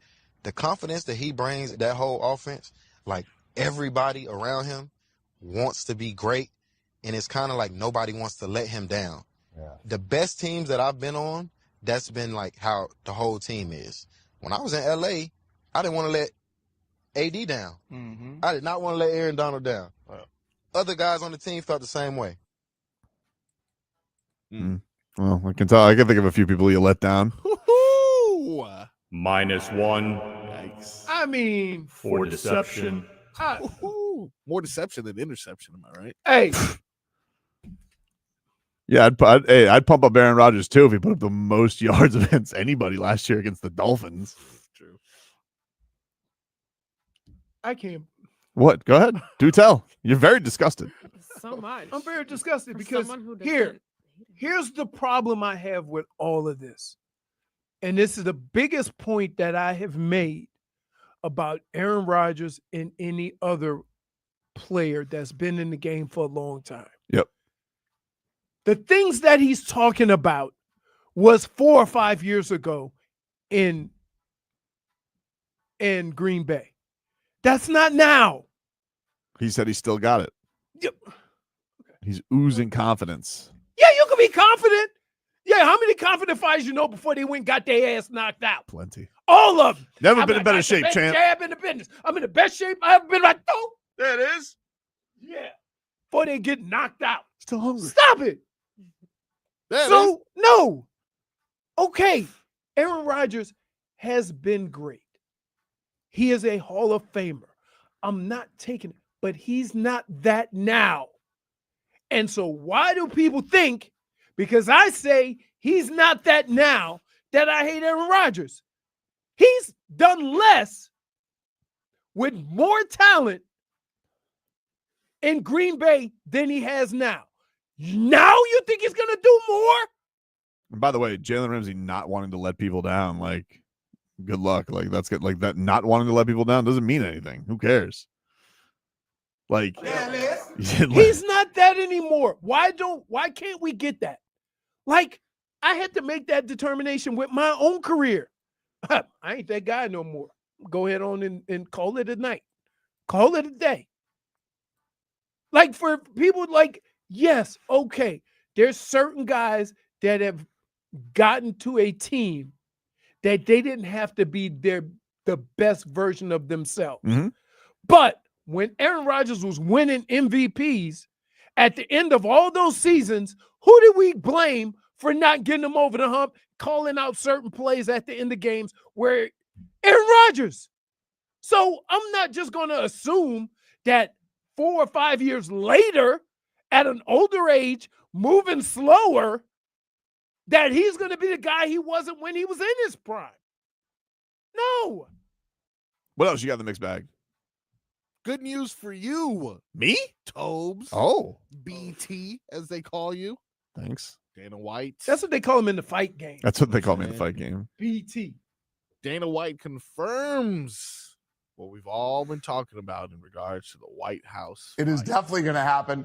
I talked to him last night, him being the president, and I'm flying out there at the end of this month, and I'm going to sit down and walk him through, all the plans and the renderings, and we're going to start deciding what he wants and doesn't want. But yeah, it's definitely going to happen. Well, think about this. When you were just asking me, at the beginning how I felt about, where we are today, July 4th, 250th birthday of the United States of America, live on CBS from the White House.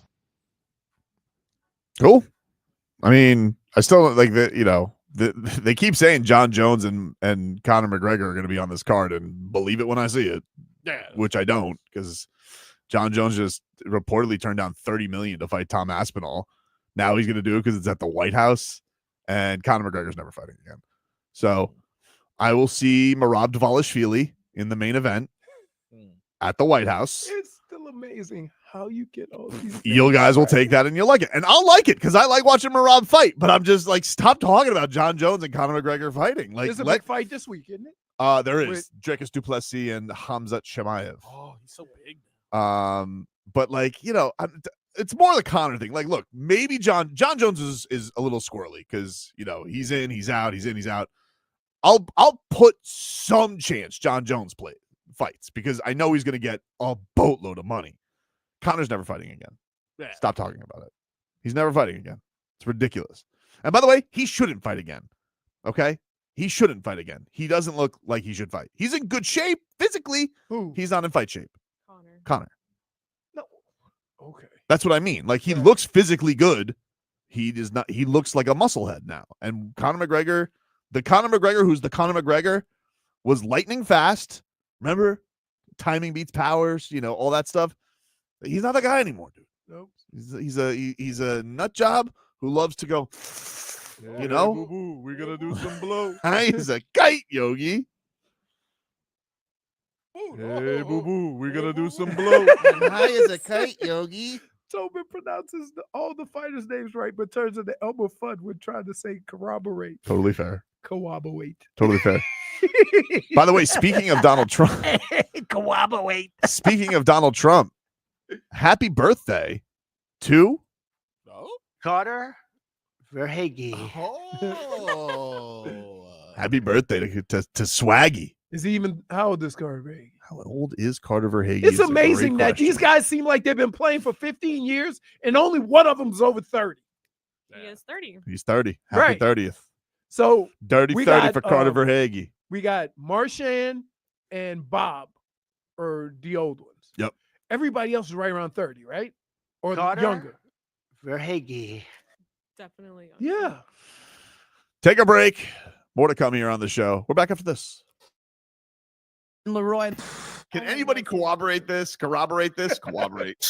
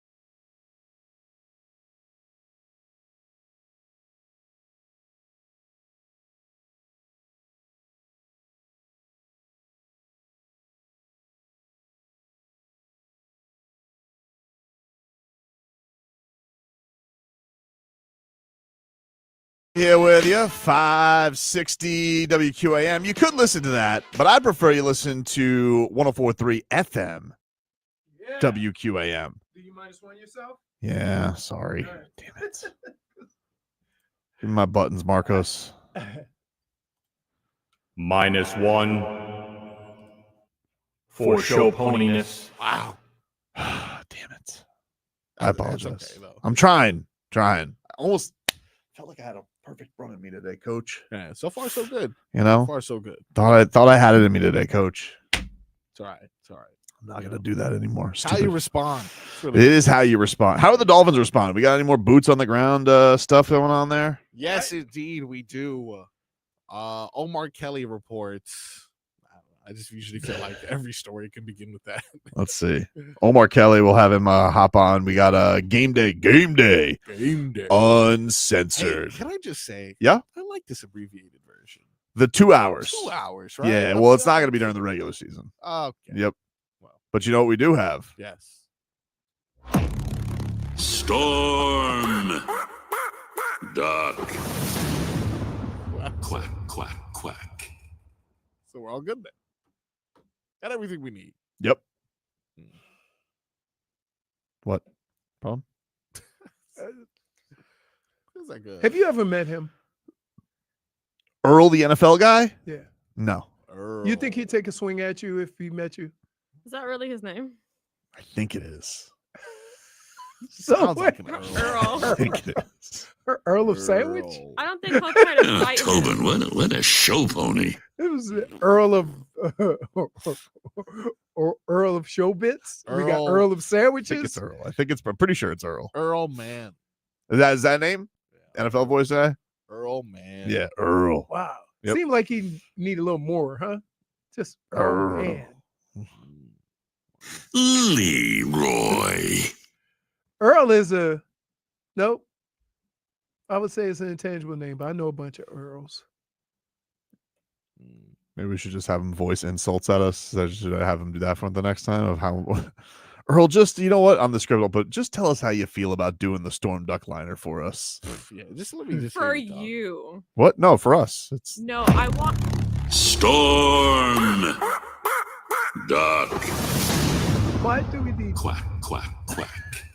We didn't know. We were not aware of any No. of this. So No, because whatever usually you say, answer hey, we give is anything you towards want us to give the big voice, you didn't even do it. You just went without us. This guy's got some You made the man quack. Selfish. Storm. You're selfish. Duck. Quack, quack, quack. Wait, like, why did he go all like Mighty Ducks. Mighty Ducks on us? That's what I asked for. Gotham. He was also in Campbell's commercials. Was he? Yeah, he voiced Campbell's commercials. Chunky soup. Right? Yeah, dude. And an episode of The Simpsons, apparently. He's got a great. He's got great pipes. Great pipes. He does. Headlines. They are brought to you by Doral Volkswagen. At Doral VW. Ooh, Earl Simmons, DMX. Oh, Is that DMX's real name? yeah. I guess that's what Dave South said. Yes, yes, indeed. Earl Campbell. Ooh. James Earl Earl Jones. Simmons is DMX. Yes. Interesting. Earl Boykins, little point guard. Yeah. Yeah. Doral VW just broke the rules of gravity. Prices falling so fast, we're checking for a crater. Volkswagen's priced like they've lost their minds. Doral VW, buckle up. No one sells for less. No one. Marlins, they got the rubber match tonight against the Cleveland Guardians. Last night they smoked them 13-4. Much needed. Needed that. The Miami Heat schedule is released today, 3:15. And Or I think it's 3. Maybe. well, it's 3. last year you had them 60 and 22. You want to play That's a Win, That's a Loss tomorrow? No, I do not. I'm not really Come excited for that. on. To be How do else not. am I going to know? You have no idea who's going to be your starting rotation. You have no idea who's going to come off your bench. You have no idea who's playing. You're already going to try to figure out what games they're going to win. That's the fun of it, baby. It's no fun. It's the fun of it, baby. No. I think after last season, I don't see the fun in it. Are you saying you're not believing in them, JFig? No. Wow, look at you. It's not that. You won't look me in the eye. I had to force you to. Oh, Look at that. Rain at Cloud that. Look at me Leroy. in the eye. That's why. Well, I see you on the screen. Same thing. Samesies. Samesies. It's not that I don't believe in them. It's just that You need to see it. I need to see it. You need yeah. to see it. I need to see And it. it was a painful season. Mm. So, Mm. I mean, excite me, please. All right. Fair enough. I mean, they were what? 41, 14 games. No, 4 games under 500. It was a bad year, dude. I'm not here to mince words. Okay. So what there? Just out of curiosity, Yep. what is different this year that you've seen? Mm-hmm. Well, I'm gonna see more of Jovic this year. He got hurt in the middle of the year. No, okay, but He that's right as he that's was not, getting the keys to the but franchise. You don't know. I know. It was a fluke injury. I Broke his know hand. that, but I'm saying you are making it sound like, okay, what's going to be different? You're only so this team's going to be much better because Jovic is going to be. Oh, 100%. He's the most important piece. He's also excited because he's been watching Norman Powell play. Norman Powell. And Oh, listen, he's a bucket getter. bucket getter, dude. Can I say though? But he is playing against Jamaica. No, he's playing for Jamaica, For Jamaica. against Costa Rica. And who did he play the last game? The last game was against Costa Rica. Okay, Costa Rica. Like The first game, I forget who the first game was against. Doesn't matter. who's from Costa Rica? Isn't that where Nobody. They had a big center though. You would have made fun of them. he could barely move? You see the Zion? Kind of need a ruling on this from you. Ooh. Oh, Ooh. Hold on. Oh wait. his don't- new summer bod. Talk amongst yourselves. So wait, So Zion Williamson has a new summer bod. Sorry, Summer ball. Summer bod. summer. Let's just put it this way: he ain't doing a Luca. All right. You tell me. What do you think? Okay. Okay. All right. It's okay, guys. I'm getting the picture. Thank you. Got Let's a see. nice Angle. nice outfit. They got him officially listed at 284. I think that's old. Oh, okay. Hold on. Who's that next to him? I have no idea. Yeah.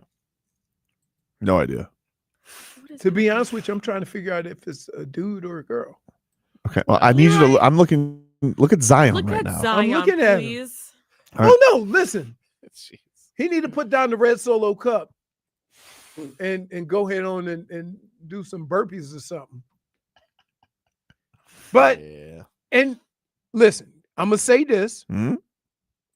I'm scared. I want to see him in a basketball uniform because he looked at the end of last year like he had gotten thinner. It's up there now for our audience. Oh no, that is a dude. Okay. Leroy, yeah. What? Focus on I couldn't Zion. tell. I couldn't tell. What's debated? Huh? It's debated. I don't know. But no, I'm telling you, I'm not. At the end of last year, he had thinned out. Hmm. He looked in good shape last He year. looked in good shape.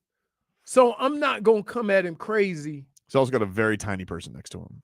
Right. So I'm not going to come at him because I don't see him in the uniform. If you see him in the uniform, you can tell right away if he looks bigger or smaller than last year. Okay. I can't tell when he got the summer outfit on. Just wanted to know what you thought. Right. That's all. I'm not going. Inconclusive, Leroy says. Say Leroy's home address will soon be HR. What are you talking about? Let's see. Let's get you an update from training camp. And by the way, Odyssey Sports training camp coverage is brought to you nationally by Geico. Switch and save. Get more with Geico. They got an adorable little lizard, and the Dolphins, who've been playing a little adorable. Today, Dolphins played a lot better. According to Aaron Brewer, it felt like we dominated, competing. The energy was there today. Contagious. Nice. Nice. All you have to do, and if you're a Dolphins fan, here's what you should take from this. I like the way my team responded. They're not at the level of a Detroit Lions yet. Detroit Lions been doing this for what, 3 years now. This is the 4th year where they started off on this aggressive path. You've been talking about it for 2 years. Mm-hmm. Now you see what physical football looks like, and you responded. That's a good thing. So for people to not think that you can't pull anything about it, it was the end of the world yesterday. Yep. Because they looked bad against one of the. It was a little teams. irrational how people were right. reacting. It was. But today they responded. So you got to take something positive from that. Travis Wingfield from Dolphins Drive Time podcast, dolphins.com. He says Malik Washington's presser starts. Mike McDaniel walks by, coaching Malik to say, Mike McDaniel inspires me to be great. Malik repeats it. Mike is very pleased with his efforts. Spirits are high.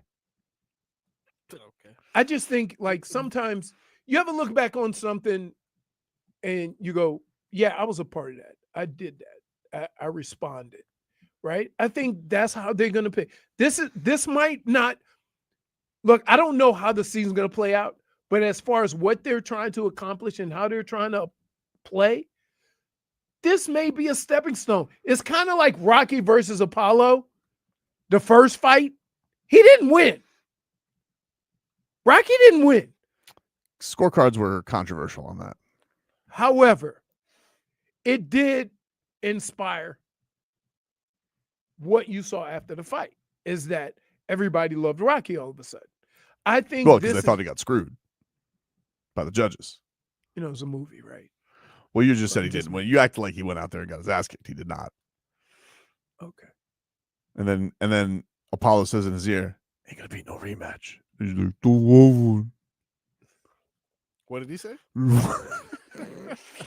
No. But what does that mean? He didn't want one. So but think about it. Like, they didn't win. He didn't win. But the way he showed himself, how tough he was, or whatever. Mm-hmm. That's basically all the Dolphins did today. If they played in the game, I don't know if the Dolphins will win, because Detroit is further along in that process than they are. But the fact that they responded, that says a lot. That is a very important thing. Don't take that portion of this for granted. The fact that they got drug up, beat up, embarrassed yesterday. Yep. And 24 hours later, they fought back. Mm-hmm. That's now, will anybody give them credit for that, though? That's the thing. Absolutely not. This was my point yesterday when we were getting crazy about it, is like, if you heard the Dolphins had the greatest 3 practices against the Bears, the Lions, and the Lions again today, are any of you going to have any peace with that? Because you were acting like they were just headed for the first pick in the draft yesterday. All right. And I'm not here to say the Dolphins deserve everybody's hope and belief. I understand this is going to be a season with a lot on the line, but you can't take every day as it is the damn Super Bowl. Wait a minute. You need to have some perspective on this. You have to. You're acting like lunatics. This is silly. It's August. Dude. Get it together, people. You are the leader of this. No, that's not me, dude. Oh, my goodness. No, that's not unreasonable? me. No. Unreasonable and over the top? No. They call me the Pied Piper of perspective. That's not, no. Absolutely not. Give yourself Dude, a nice give yourself little a minus minus. one. Why? Lying, dude. Nobody Minus called you one. that. So bad. Why? What do you mean? Pied Piper perspective. The Pied Piper perspective? Oh, my goodness. Somebody said, certified barber. He just never seen it. Are you serious? Like, everybody knows that's a lie. Jacob. Oh. Says you're more like a pot pie liquor. Pot pie liquor. Like you said, wait. I've had a pot pie in a while. Do you see Tobin look at the edges to make sure they don't stick Just to get the the crunch. No, so they don't stick to the pan. So you wet the edges. Dude, I'm not wasting my time with a pot pie. Timbo says, Wait, come on. When's the last time you ate a pot pie? It's been a while. Yeah, come on. Timbo Slice, he says, Tobin's out here drinking after every Heat loss. Yes, right. Like, And some real games, though. You can be upset after real games. No, but dude, they lost what? 50. We lost a lot of buzzer beaters. 55 Dude, times. So many buzzer beaters this year. Dude, there's not enough Jack in South Florida. Dude, 55 times. 4 buzzer beaters at home. Spo forgetting how many timeouts there were. That was crazy. Tim Hardaway hitting 4 threes in 3 seconds. We had an 8-point lead, about to win in overtime. He goes, nope. It's up, says you set a top hat on fire. It was a close set. Yeah, but wait, you talk about perspective? That was the finals. No, it wasn't. Yes, it was. We were down 3-1. That was the top hat burn. Don't forget Sabonis, game winner. He scored. You're also freaked out that the Heat trained him in Bahamas, which they shouldn't have. And how did this? And by the way, how did the season go? Yeah. And by the way, how did the season go? So where they trained? You know how it went? Yeah. Like they went to the Bahamas. They did not set the tone. Like a bunch of Bahama mamas.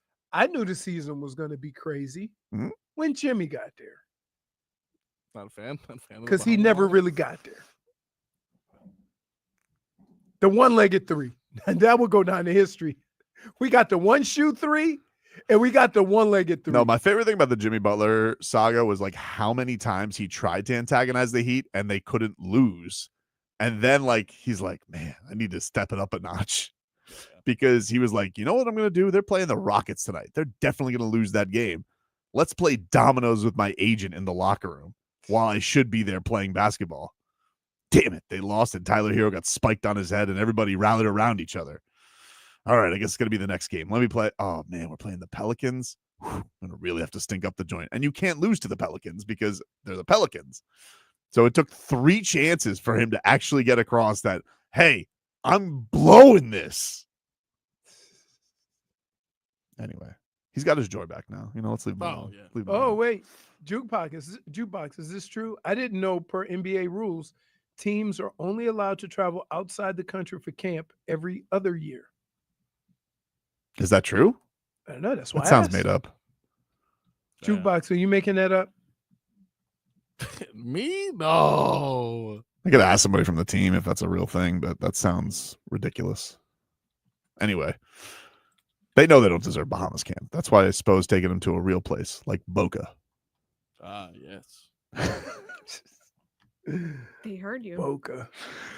Oh, we'll take a break. More to come here on the show. We're back after this.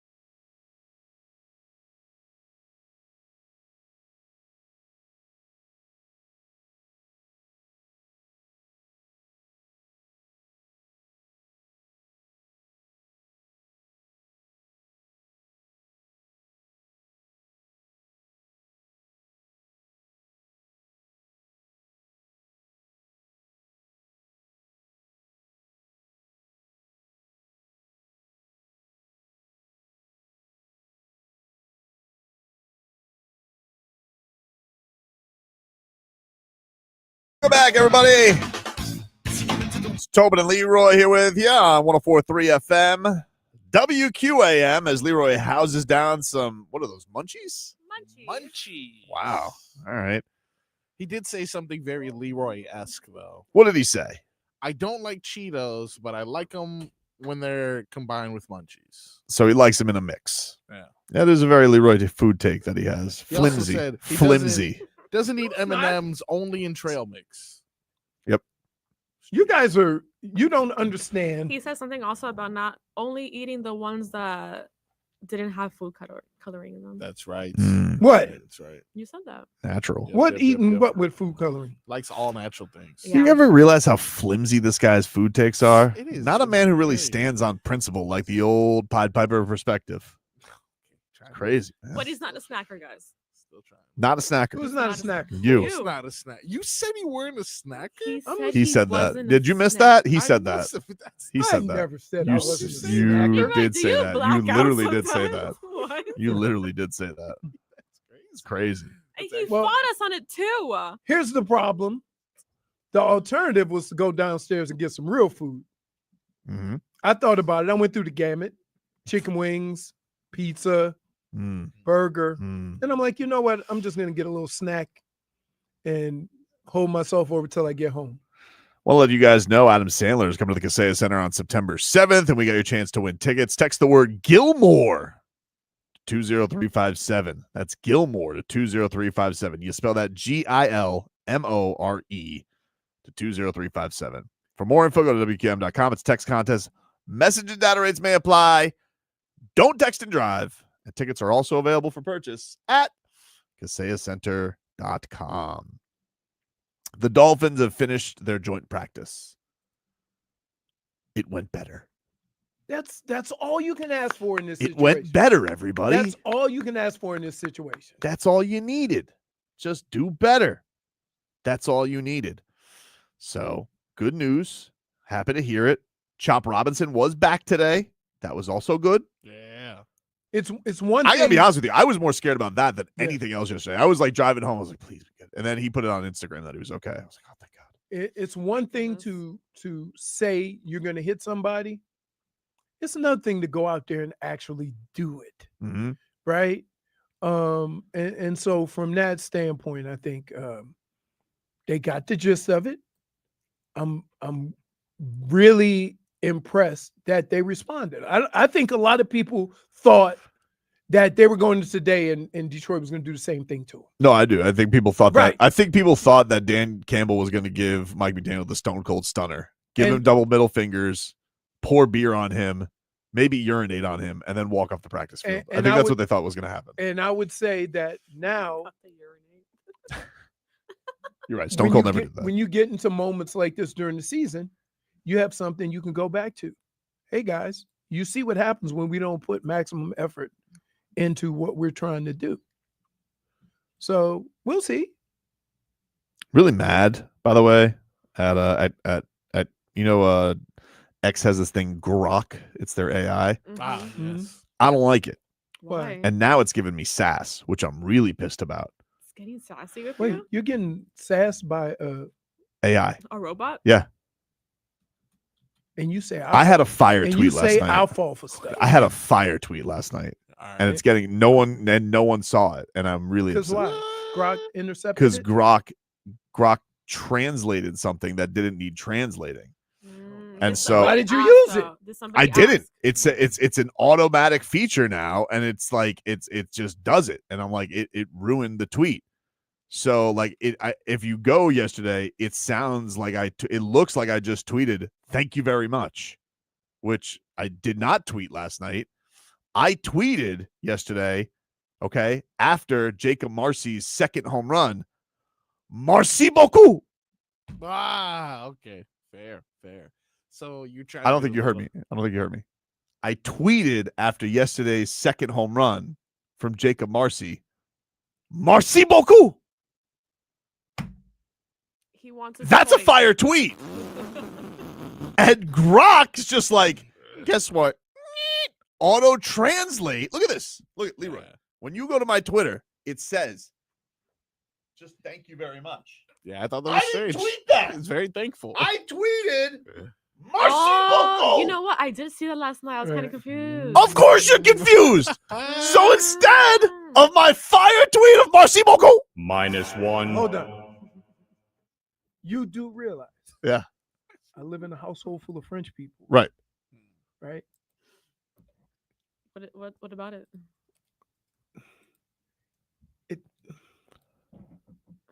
He basically, even though he used his name, said thank you very much. Right, but it's not how you spell it. Merci I beaucoup. know, but that's it's how still it's not. That's not how they spell it. So why did they do it like that? Because And then they thought they were autocorrecting. Nelson, he said on Twitter, I don't think he's a bot, though he does have a lot of numbers Look in at his this. handle. Hold on. Yeah, you're getting killed.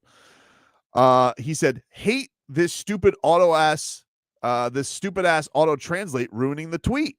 Oh, okay. And then I say to Grok, I didn't even know this was a thing. I'm furious. Fix it at Grok. Grok responds. And they say, thanks for flagging this. To disable auto translate, go to settings, accessibility, display, languages, and then enable all languages. It prevents from unwanted translations. We're improving the features. Let me know if the issue continues. Hey. Wow. You want to know what worked on Twitter? Okay, when it was Twitter, the translate button when I wanted to use it. I never needed an auto translate. I don't need you to make everything English automatically. What if I just want to go buy some Russian tweets and never think about it? I don't need you to auto translate it, Grok. What I need you to do is mind your effing business during a Marlins game. So if Jakob Marsee does something and I want to make a pun with it, you leave it the hell alone, because I didn't tweet merci beaucoup.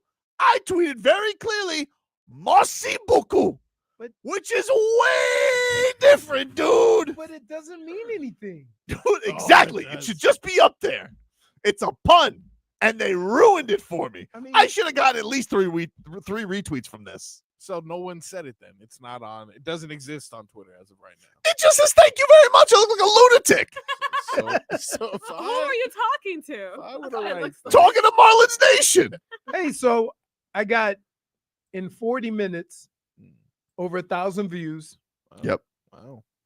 And it's not looking good for Octopus on Head. I mean, Well, only actually, a it lunatic is would looking think good that. for Octopus on Head, because you asked, would you rather put an octopus on your head or pet a shark? And everybody's saying pet a shark, which means they agree with us. No, I know. That's what I'm saying. Yeah. I thought it'd be Octopus on the Head. Because I don't know. And let me tell you, should I have added intangibles? No. No. Okay. You always give me issues when you say I tweak polls how I want them. I didn't tweak it. Let the results dictate what they are. I know, but I'm just wondering how many. I would have to say that this is a demographic state. Someone asked if you got hacked, Leroy. Yeah. Because I sent out a. Well, you don't tweet very much. Huh? You don't tweet very much. I know. Yeah. I Would should you have admit specified what kind of shark. Really? That's fair. I think that's it's a fair. good If you put a question. great white, I think you would have more of the results in your favor. Right. Yeah. Which I mean, nobody would pet a great white. look- Ridiculous. This is what I got. Yeah. This is what he's showing, by the way. Mhm. Someone, a diver. So you would admit you were a bit off. No. Come Petting on. a shark. I would. Listen. I fully believe that if I ever have a confrontation with a shark, no matter what size, he's going to sense my fear and attack. No, Leroy. If you're swimming and you feel like the patterns and the vibrations of the water feel like someone's panicking, they're gonna think it's a dead fish and they're gonna come for you. That's the only reason why there's attacks. So, in other words, don't play dead. Play dead in the stillest way. Oh, so if I'm still, they'll just swim by me. Play dead, not of course. injured. Can I just say this? There you go. It's like you watch the videos where they say just fake like you're dead. Mhm. No, I don't want to be close to it.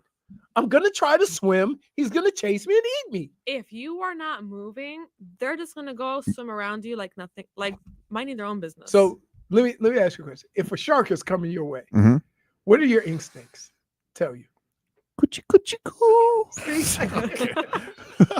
Well, my father taught me to always relax and You're not a panic. jackass. Not Your father, the shark is scared of your dad. Of course he can relax. like I I'm said, scared of your dad. like I said, he always told me, "Don't panic." And when we have been in the water together and we have seen them, I breathe and I me just tell keep you on something. going. Like I take a deep breath. I would be a Even though you bubble can't. maker. Bubbles just I think the bubbles are coming. I think the bubbles are going to be coming from another end. Bubble guts. You're gonna be like a propeller. I think you can like put them in a trance or something like that, if I'm not mistaken. A shark, if you like put your hand on their nose or something. No. Okay, so my father has also taught me this, that if you see one getting closer to you, you can redirect them a different to go a different way. You just have to touch their nose, or no, like right here. You like put your hand and you direct them like this. Hold on. So I was right. Let me get this straight. Yeah. So you and Papa Fig Yeah. suggest if I'm caught in a situation where a shark is coming towards me, stay calm, put your hand near his mouth, and just push him away. May I ask you, which one of these techniques got your dad bit? Look at that. Put them in a trance. How about that? Put them in a trance. No. See, look, they're redirecting. Was that a the black shark. tip? Yep. That looks The like old a black tip. Well, So Reef shark. Well, that's a tiger. what is that? Tiger shark. they're performing tricks on the shark. Hey, I told you. Coochie coo. look at that. No, Yep. absolutely not. Look at his eye. His eye looks like as soon as he get me out of this chair, I'm gonna bite the crap out of him. Well, one, they can't see. Yeah, you don't know what's going on in a They trance. can't see. They have really poor eyesight. Do you know what a trance is? Yeah. Back after this. My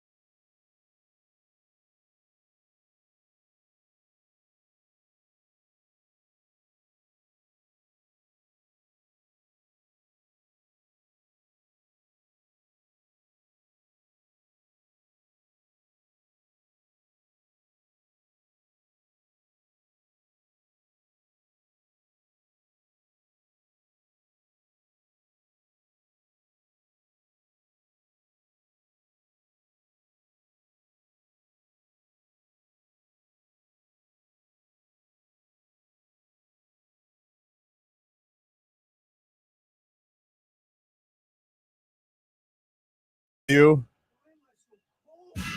take you guys up until 2 on 104.3 FM WQM. Are you okay, man? He's had a day, huh?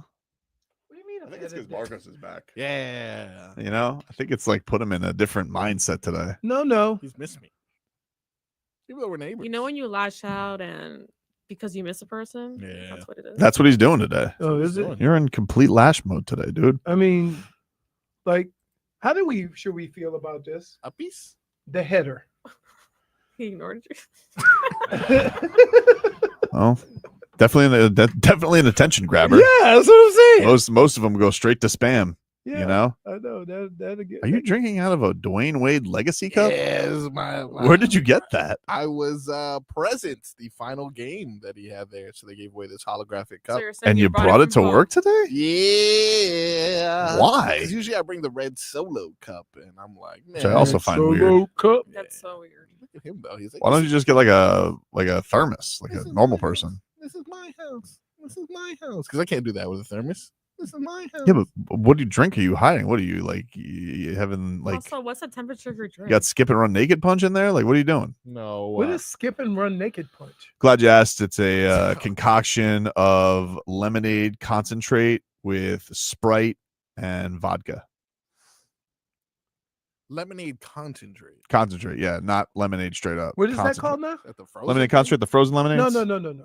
Skip and run naked punch. Skip and run naked. Because if you drink a bunch of them, you're gonna be out. There you go. Nothing gets past you, dude. We're going streaking. And you know what? When you have it at a party, you make it in one of those giant orange coolers that we stole from the Barry softball team.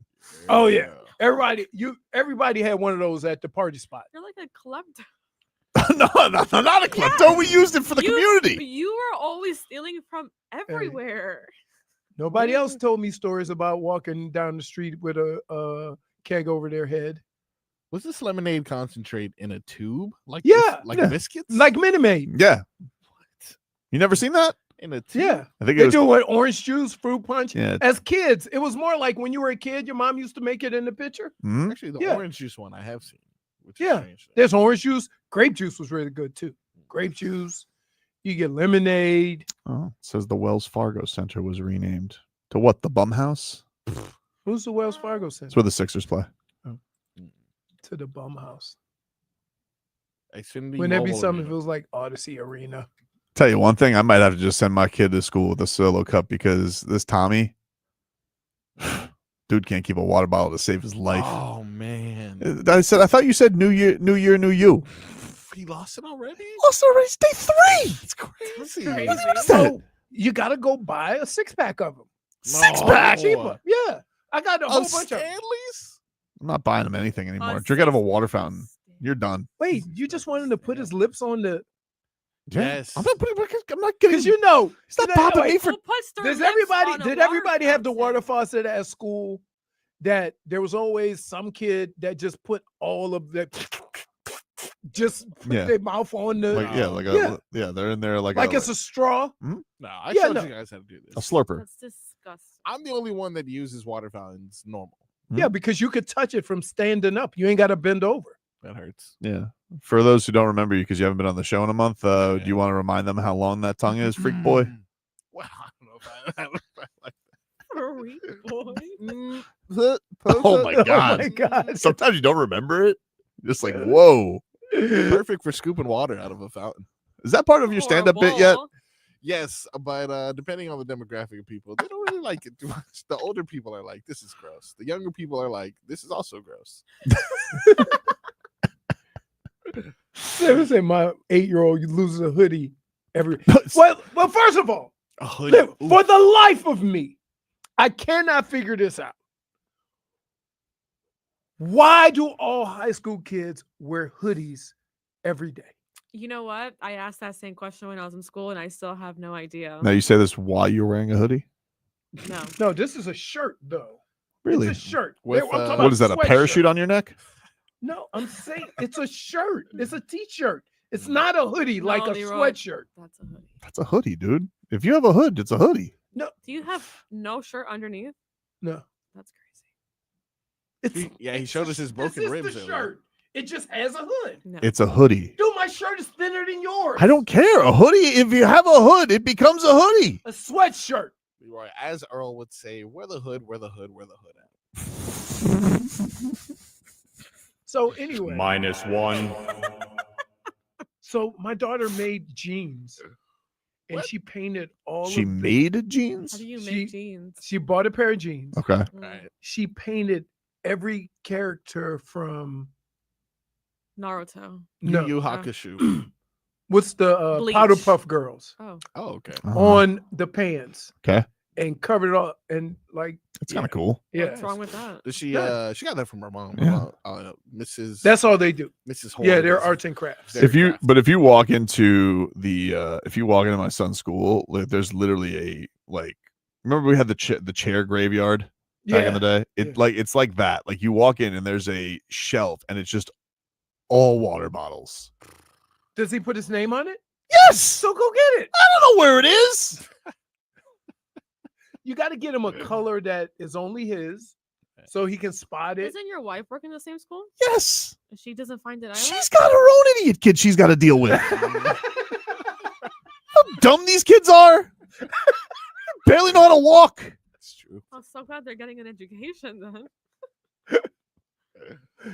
One kid thinks he's a rhinoceros. You don't know. No, dude, I'm telling you, like, there's kids that get caught up in like certain things, and they'll be that for like 6 months. Oh my god! One year, I come home like, oh, what's she's getting boom boom, and his parents light me up. It's like, what happens? Oh, well, this one thinks that it's a bird of paradise. It's like, Oh, that's great. this one thinks that. Okay. Also, She has to teach that math. Yikes. also, luck. like spreading out. Yeah. Show the plume. Wait, no. Here's the funny thing. Based on what I know of you now, Yeah. you were definitely something growing up. No. You're a Power Ranger you or a something. weird There is kid. no way. There's no way you went through your childhood youth Mhm. without being some version of this person you are now. No chance. I don't know. First of all, I don't know what you're referring to. Like, what is this person now? I'm This just is me. Birds of Prey. That means you were something. I don't think so. Really? Nope. What's It's a good Tommy? movie. He's just a kid who doesn't know how to keep track of his water bottle. And by the way, that kid loves water. Really? Loves it. He doesn't like anything else. Not a soda, Really? not a coffee, not a juice. Every He's once in a not while, juice a box- ginger ale if his tummy doesn't feel well. He's not a juice box guy. Doesn't like juice boxes. So But when you, s- pack, Marcos but- instantly hates when him. you pack him lunch, you just got to pack him. Or do they eat at school? You know what? Yeah, but he's also, here's the thing with when you only like water, you're a water snob. So he only likes it in the water. He's like, I don't room temperature water. Get out of What am I, an animal? I'm like, well, that's on you. Anyway, So he's not drinking out of a water fountain. Not if he's a water he snob. is if he doesn't find his water bottle. So he only started him off the year with one. Yeah, and gone. One too much. You'll 3 buy- days. You'll buy another one this weekend. Probably. Yeah. Or give him that little orange sippy cup you always use. No, I lost that one. What? okay. And you're talking about Tommy in the way that you do? No, give yourself a Minus one. -1. -1. Tobin's Oh, wait. fraud. Send him like So send glad him, I called you send out him on like that. the muscleheads at the gym. Send him with a gallon of water. Just a frozen gallon water. It'll melt as the day goes on. Take a break. Final hour coming up here on Tobin and Leroy. We're back after this.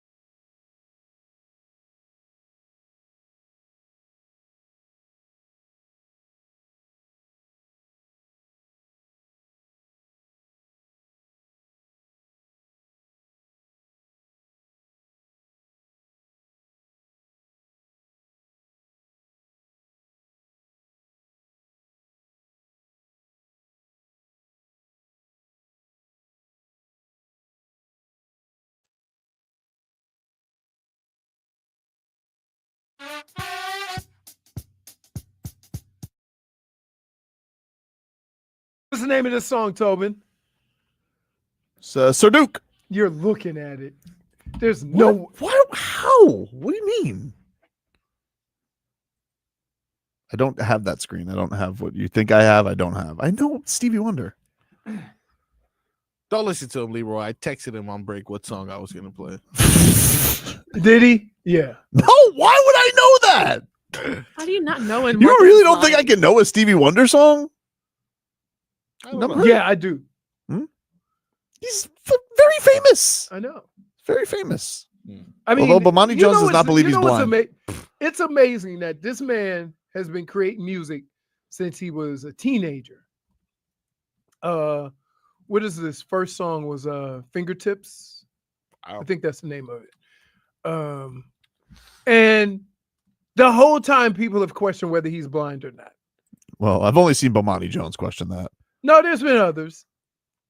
Comedians say do it all the time. I don't know. Well, he's had some funny. I don't know if they're jokes, but he's had jokes on about this, or he's had interactions with celebrities, and they're like, so there are other things to the conspiracy theory, but I subscribe that he's just blind. I'm going to accept that.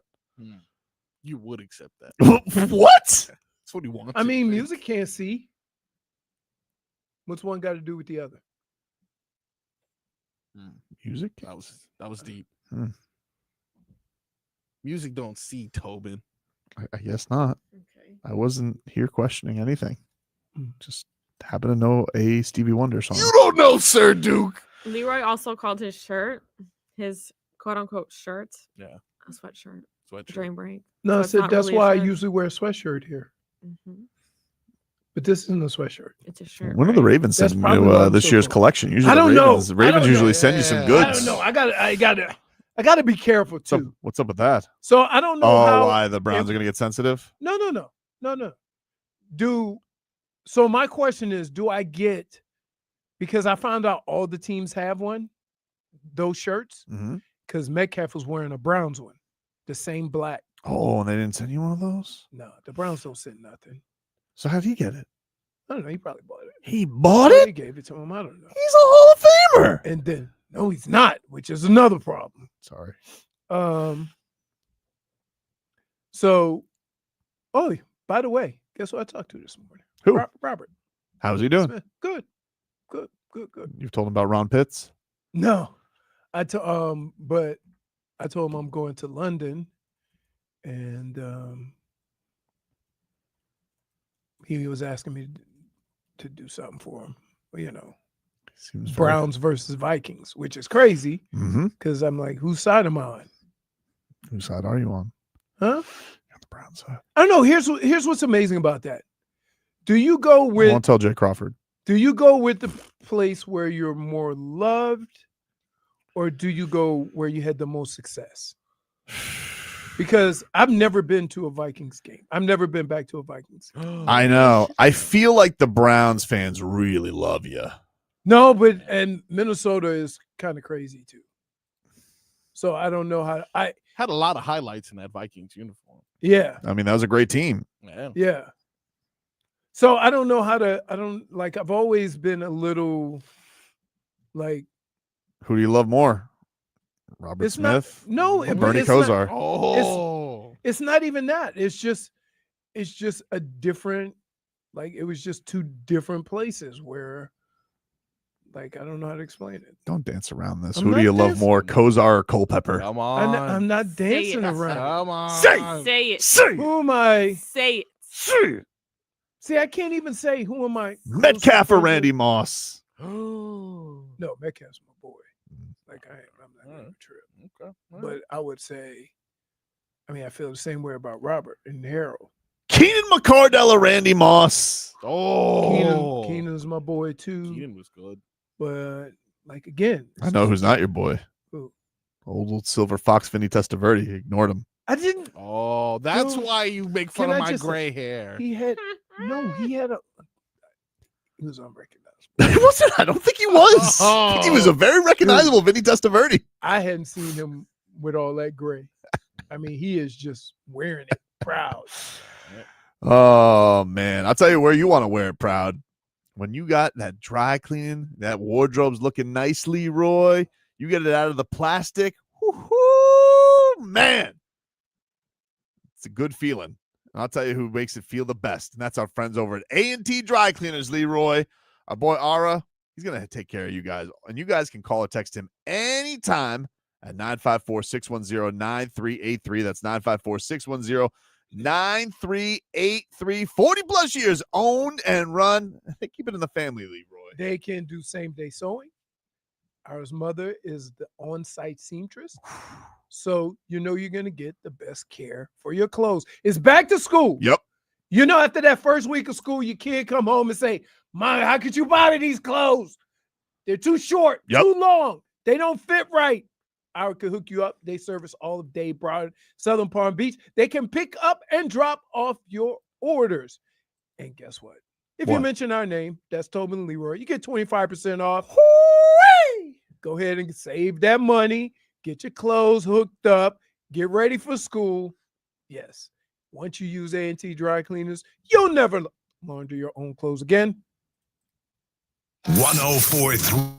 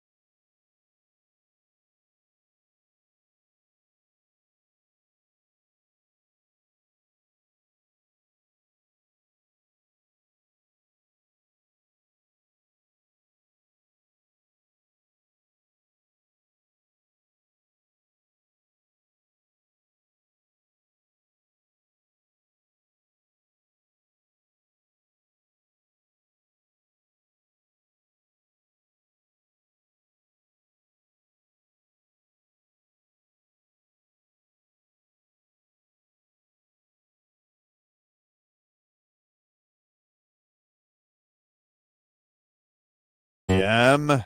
Take you guys up until 2 here on the program. Miami Dolphins, they had their second day of joint practice. It went a lot better. I'll give you a training camp report here, brought to you by Miami-Dade County Public Schools Technical Colleges. Enroll today in one of over 60 Miami-Dade County Public School Technical Colleges affordable training programs and get fast-tracked to a financially rewarding career in 1 to 2 years. Convenient day and evening classes give you the flexibility you need while you learn.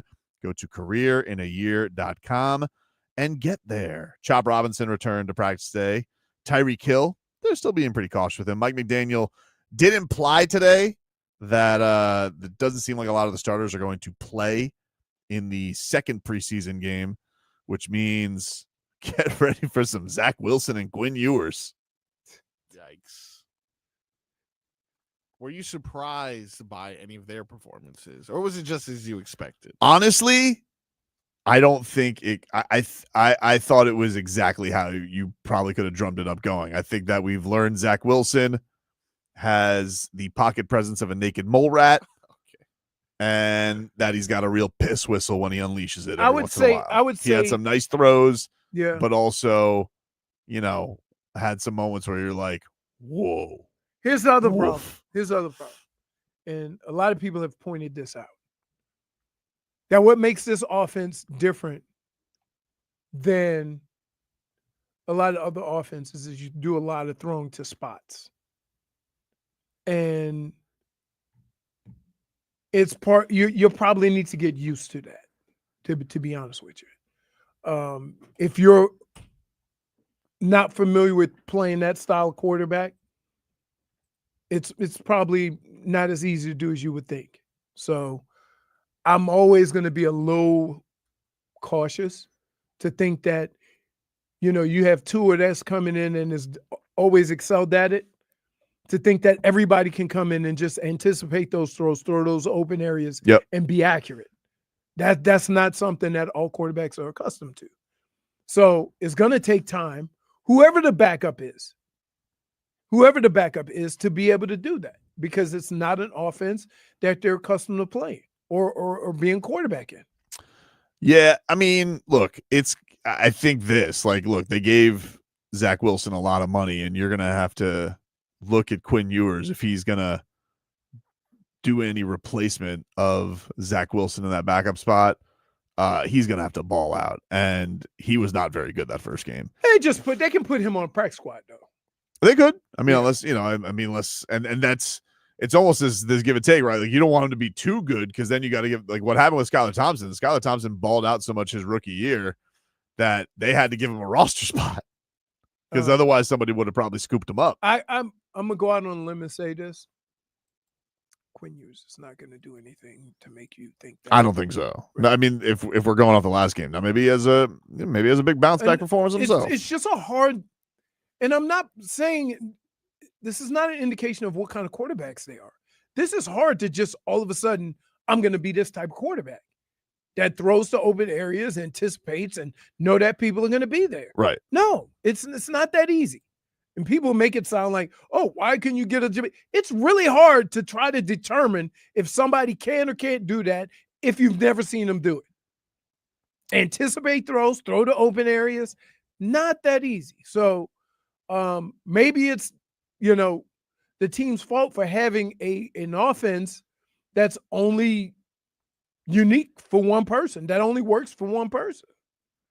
A couple of things that have come out today. The Brian Flores lawsuit with the NFL, it is going to go to trial. The NFL, according to this court ruling, the NFL can be put on trial over civil claims that Brian Flores and other black coaches face discrimination. The federal appeals court ruled on Thursday. So that is between Flores and his claim against the league and 3 other teams, the Broncos, Giants, and Houston Texans. So they that will go. And this is, of course, the NFL also got ruled against this week with the John Gruden case as well, which, if this stuff goes to discovery, there could be some interesting stuff that leaks out, or there could be a big ass settlement. I don't know how it's going to having a system that only one guy can run seems pretty faulty to me. No. dude, if you look at all starting quarterbacks, they all have a system that adheres to their abilities and what they can do. Like, who are you going to get to back up Lamar Jackson? Right? That is a unique system for him. Right? Josh Allen. There's so much of their game is them being Josh Allen or them being Lamar Jackson. Like, it happens all the time. Like, you don't just have a standard one guy, type of position. Like, no. All these quarterbacks are in systems that accommodate them because that's your most valuable piece. So why wouldn't you? Yeah, it is, and that's kind of one of the big things is like, look, Mike McDaniel got the job because he was here to fix Tua. Right. Like that was part of the appeal of him is that he sold to them that like, hey, I think you got something here. How many people could be Jalen Hurts? Right. Right. Like, so like, stop making it sound like now the problem is that in all these other positions, you don't have to find a backup because the guys play most of the time. So when you have to have that stretch or that one game at the end of the year where you have to play a backup, by then nobody cares. Just with the Dolphins, you've needed a guy to have to play important minutes or important games that may determine your season. That's the problem. There's a piece today in The Athletic that interviewed Mike McDaniel about what he did at the end of last year and trying to get things right with the Miami Dolphins. And this is Jeff Howe from The Athletic. And according to this, Mike McDaniel sought a fix. He asked team leadership during exit meetings how they could grow and improve during his fourth season on a mission that 6 consecutive head coaching predecessors failed to accomplish. Win a playoff game. McDaniel and the Dolphins are collectively determined to find a unified vision. Quote, for me, the reps allow me to understand the job more. I understand more of my job is being tailored to what people need. The job is hard. Don't ever get it twisted. It's very clear that everybody's depending on me to be better every single year, depending on me to be at my best. I'm not in the business of letting people down that depend on me. McDaniel said that 5 players on the 2024 roster incurred half of the team's internal fines for distractions, such as being late. Well, we know one of them who's probably in Pittsburgh, I would guess. So if it was him, but I'm like, here, I don't know how to say this. I'll just say it. If you're the guy running up all the charges for being late, can you complain about the situation? Mm-mm. Okay.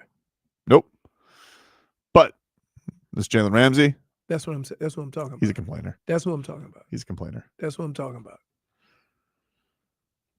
Bit sassy, this Jalen Ramsey. I mean, he's been that way his whole career. So let's not make it sound like there's something new. He's always been that way. That's fine.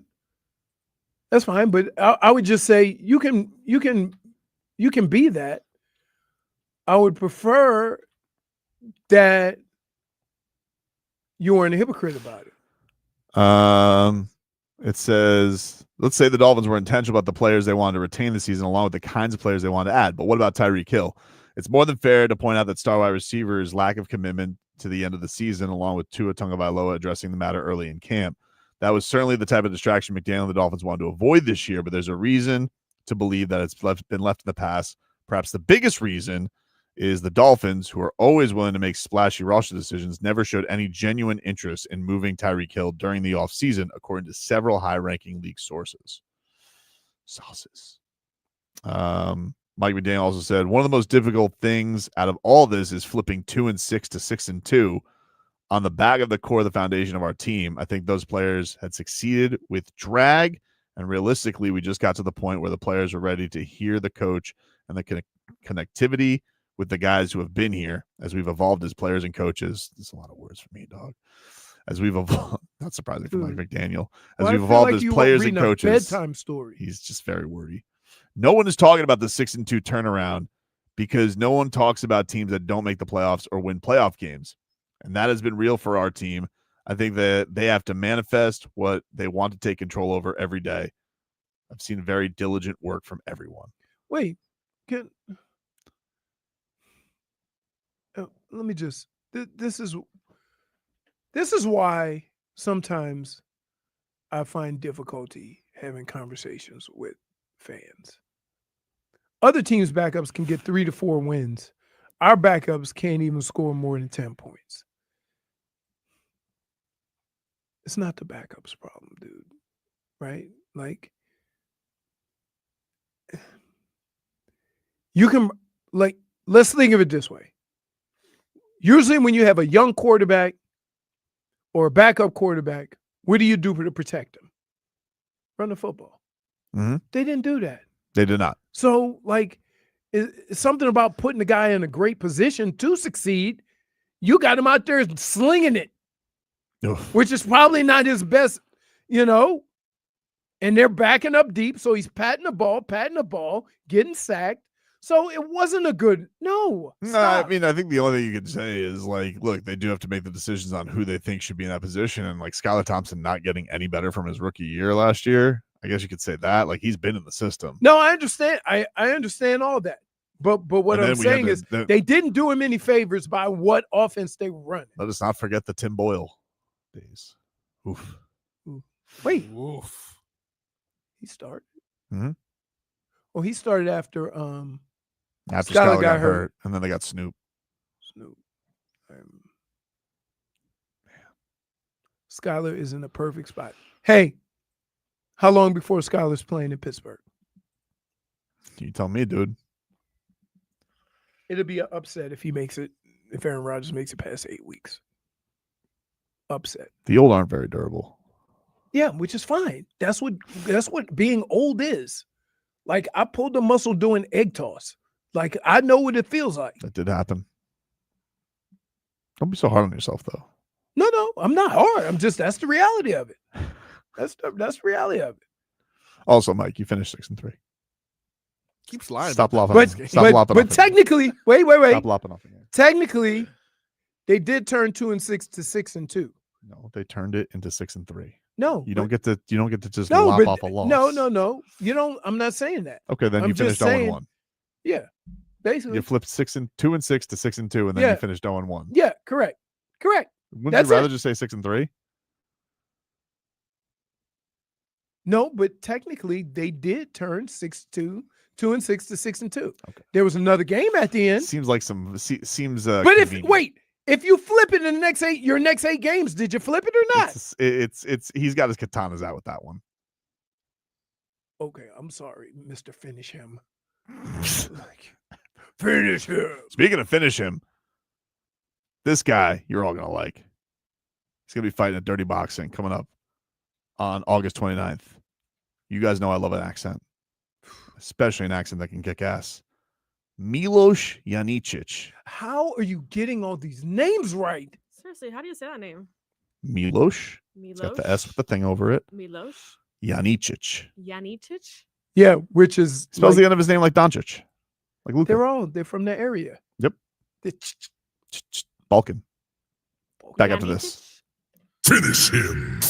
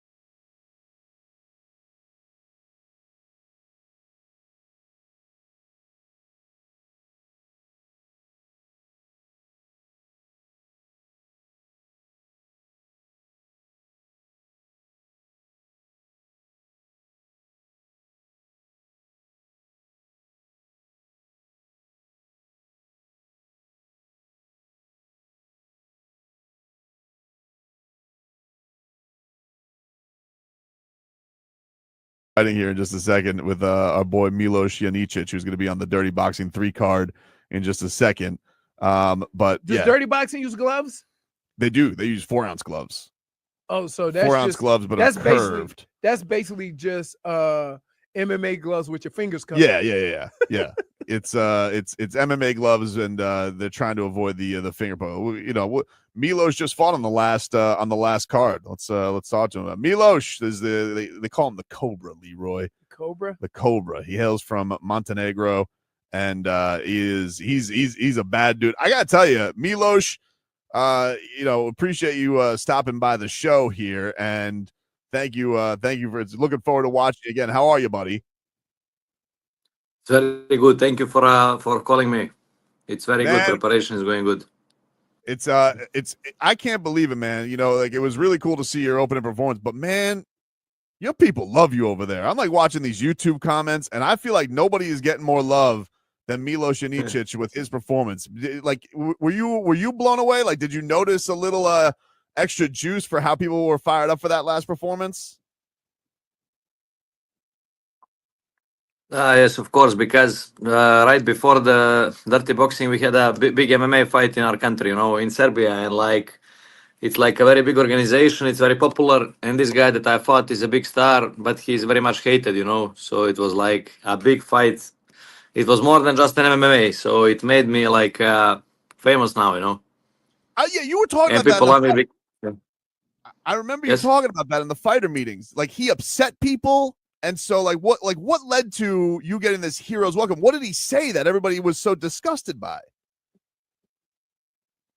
It's something that goes long, you know. This guy is on the scene like for 5 years, so like he been very cocky. He been knocking out opponents.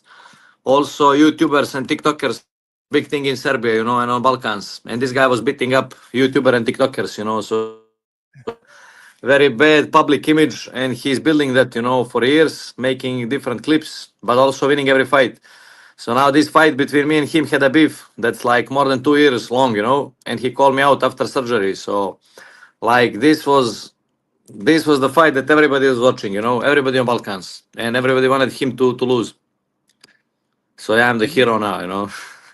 And you fought him, weren't you like 8 months off of ACL after that? You were pretty fresh off a knee surgery when you took that fight. Yes, it was like for me it was all or nothing, because like I must tell you, after the surgery, it was a big surgery, especially at this age, 27. I was broke after the surgery, and I got a really good offer for this fight. So like it was good money. I was broke. I was off the surgery, so I took it like this was a big chance for me to get to the big level, you know, to get big sponsorship and stuff. And I said I had to take it, so I made a risk. I made a good recovery, and thank God everything went perfectly, you know. But it was 50-50, you know, because it was a quick comeback. This is so cool, Leroy. Like I can't That's imagine crazy. having You know the what? That's pride of a crazy. country behind you like that. That's crazy. So you're good now, though, right? Your knee and everything is great now. That's putting it on the line. Yeah, it's perfect. Yeah. I took it like 2 fights at 8 months, you know. So, but I look for some big guys like Zlatan Ibrahimovic, Mirko Krokap. They all came back like after 6-7 months. So I said like I can do this, you know. I have to do it. Like I can, and that's it. You talk about like that Balkan culture over there, because we got a guy down here, Nikola Jovic. He plays. He's from Serbia. He plays for the Miami Jokic, Heat. yeah. Yeah, Jokic is the Joker. I mean, he's the top of the Yeah. notch. We got a young guy, Jovic. They're on the same yeah. national team. But like you guys, Jovic. like, can you talk about like what is like the culture over there? Like you guys all support each other from that area for the most part, the Slovenia, or is it more rivalry? Like how is that? How does that go when it comes to sports culture over there? You know, like there is a lot of rivalries. We don't like each other, you know. They like to make rivalries, but when we go into the like different country, like in American leagues, either it's soccer, basketball, MMA, anything, like people love for our people to dominate over there. But when it's back home, it's a big rivalry. So Okay, it's, you so know, that's how it goes. So you're together when you're here, but when you're over there, no together. we are the worst. Yeah, no, together we are the worst when it's back home. You know, it's really bad blood. So Milos is going to be fighting August 29th, Dirty Boxing 3. You're taking on Lamar Brown. How did you like the experience of Dirty Boxing, doing something like that? Oh, it was good, but also like it was not pleasant because I took it too lightly. Right after this fight with Marco, like I was in perfect shape, in the best shape of my life. And like after this fight, I had too many. Like the mayor of my town called me. Also after the mayor, I got so many like lunches, dinners with some either politicians or some big guys, some big sponsorship. Like every day I was busy. So many people wanted to take a picture with me. It was like really disturbing. Like I could not sleep for days. And I was not even training after the fight. And even I got called from Ilia Topuria. So I went there like 3 days to make sparrings with him. And believe it or not, those 3 days in Spain with Ilia, it took me rest my head, from all this mess that's happening here, So then I came back, and again we continue more sponsorship, more lunches, more dinners. Like I was not even training at all.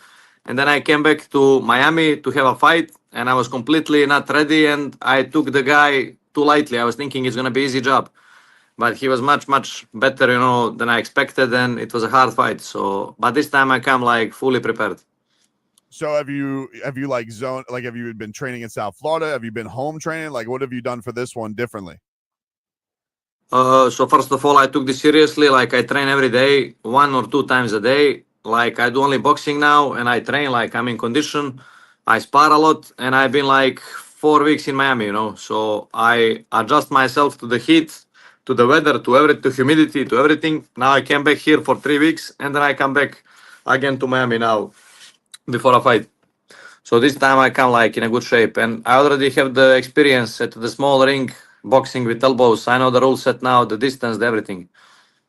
Well, Milos, how crazy is that though? Because that has to blow your mind. Like you're sitting here, you're telling us you're broke after a fight, and then like it's almost like your life changes in your country overnight. Like, how hard was that to deal with? Was it awesome to deal with because you have all these people hobnobbing with you? Like, what is that transition like? It was very hard because like before this I had 20 pro fights, and actually nobody, they knew about me, but only the real one that follow actually MMA. But the other spectrum, the other people that don't follow too much MMA, nobody know about me. And I had 20 fights, and this guy just have a couple of fights and was a big star. So like it was kind of downgrading. Also, I'm like 10 years fighting professionally, and I was not getting big chances. And then this surgery comes out, and I say to myself, like, what am I doing with my life? You are broke, you had surgery, nobody calls you, nobody texts, he comes to visit you, you are alone at home. And then this opportunity comes because he wanted to use a chance me up, because we had a beef, and that beef went viral in our country, So now he wanted to use this opportunity because before he didn't want to fight me. So I was thinking like this is all or nothing because my career is 10 years and I made nothing. So now we have to take this and try everything, And at the end, it went very good. So now, I got everything now. I know we talked about in the fighter meetings, you said you're hoping that like the exposure from Dirty Boxing maybe gets a little launch to the UFC because you're still very young. You got you're just entering the prime of your career. Have you felt like the exposure from Dirty Boxing has helped with that, like getting your name out there even more? Yeah, it's very nice when you see the guys like, there was like, first of all, John Jones, Mike Perry, Caio Borralho, Amanda Nunes, Tito Ortiz. I looked many big famous guys and faces, from the MMA. So it's good to be there, and like, we'll see event by the event. I hope I get on the radar of UFC. How did it like go in and train? But anyway, like I just enjoy to fight, Yeah. No, go ahead. You can finish there. It was No, it was just I wanted to say like I like competing, I like fighting, especially like when I can do stand-up fighting. So I enjoy just competing, Well, I was just curious because you spent a camp with Topuria. You just watched him after he trained with you go and get his second belt. When you train with a guy who right now is looked upon as the top of the top, how did you feel? Like, does it feel like, hey, I can go with the best of the best? Like, what is that? When even if you're not in the UFC, you're training with the best of the best, literally maybe the number one pound for pound guy on the planet. So what did that do for your confidence and your skills as far as like knowing you're UFC ready? Yeah. Well, I fought before. I trained with many UFC guys in Phuket, Thailand, I also trained a lot with Rafael Fiziev and some other guys. But Topuria is like the best of the best, and I'm definitely sure, like, I'm not never close to Ilia's level, but like, I felt I can do, like, I'm good, you know. I think he was surprised too that my striking is actually good, you know. And I know I can easily fight in UFC, like, I know this very easily, so it means a lot for me, you know, and I cannot wait to come over there one day. Well, But, we can't wait to yeah. watch him, man. Dirty Boxing Thank you. 3 going down at the Hangar August 29th. Get your tickets now. This guy, he is worth the price of admission. This guy put on a hell of a show. Him and Guillermo Bastos last time. Lamar Brown, that's who he's going to be fighting this time. Also had a really competitive fight. I can't wait to see in action fully healthy, man. It's going to be a real thrill. Thank you very much. Thank you.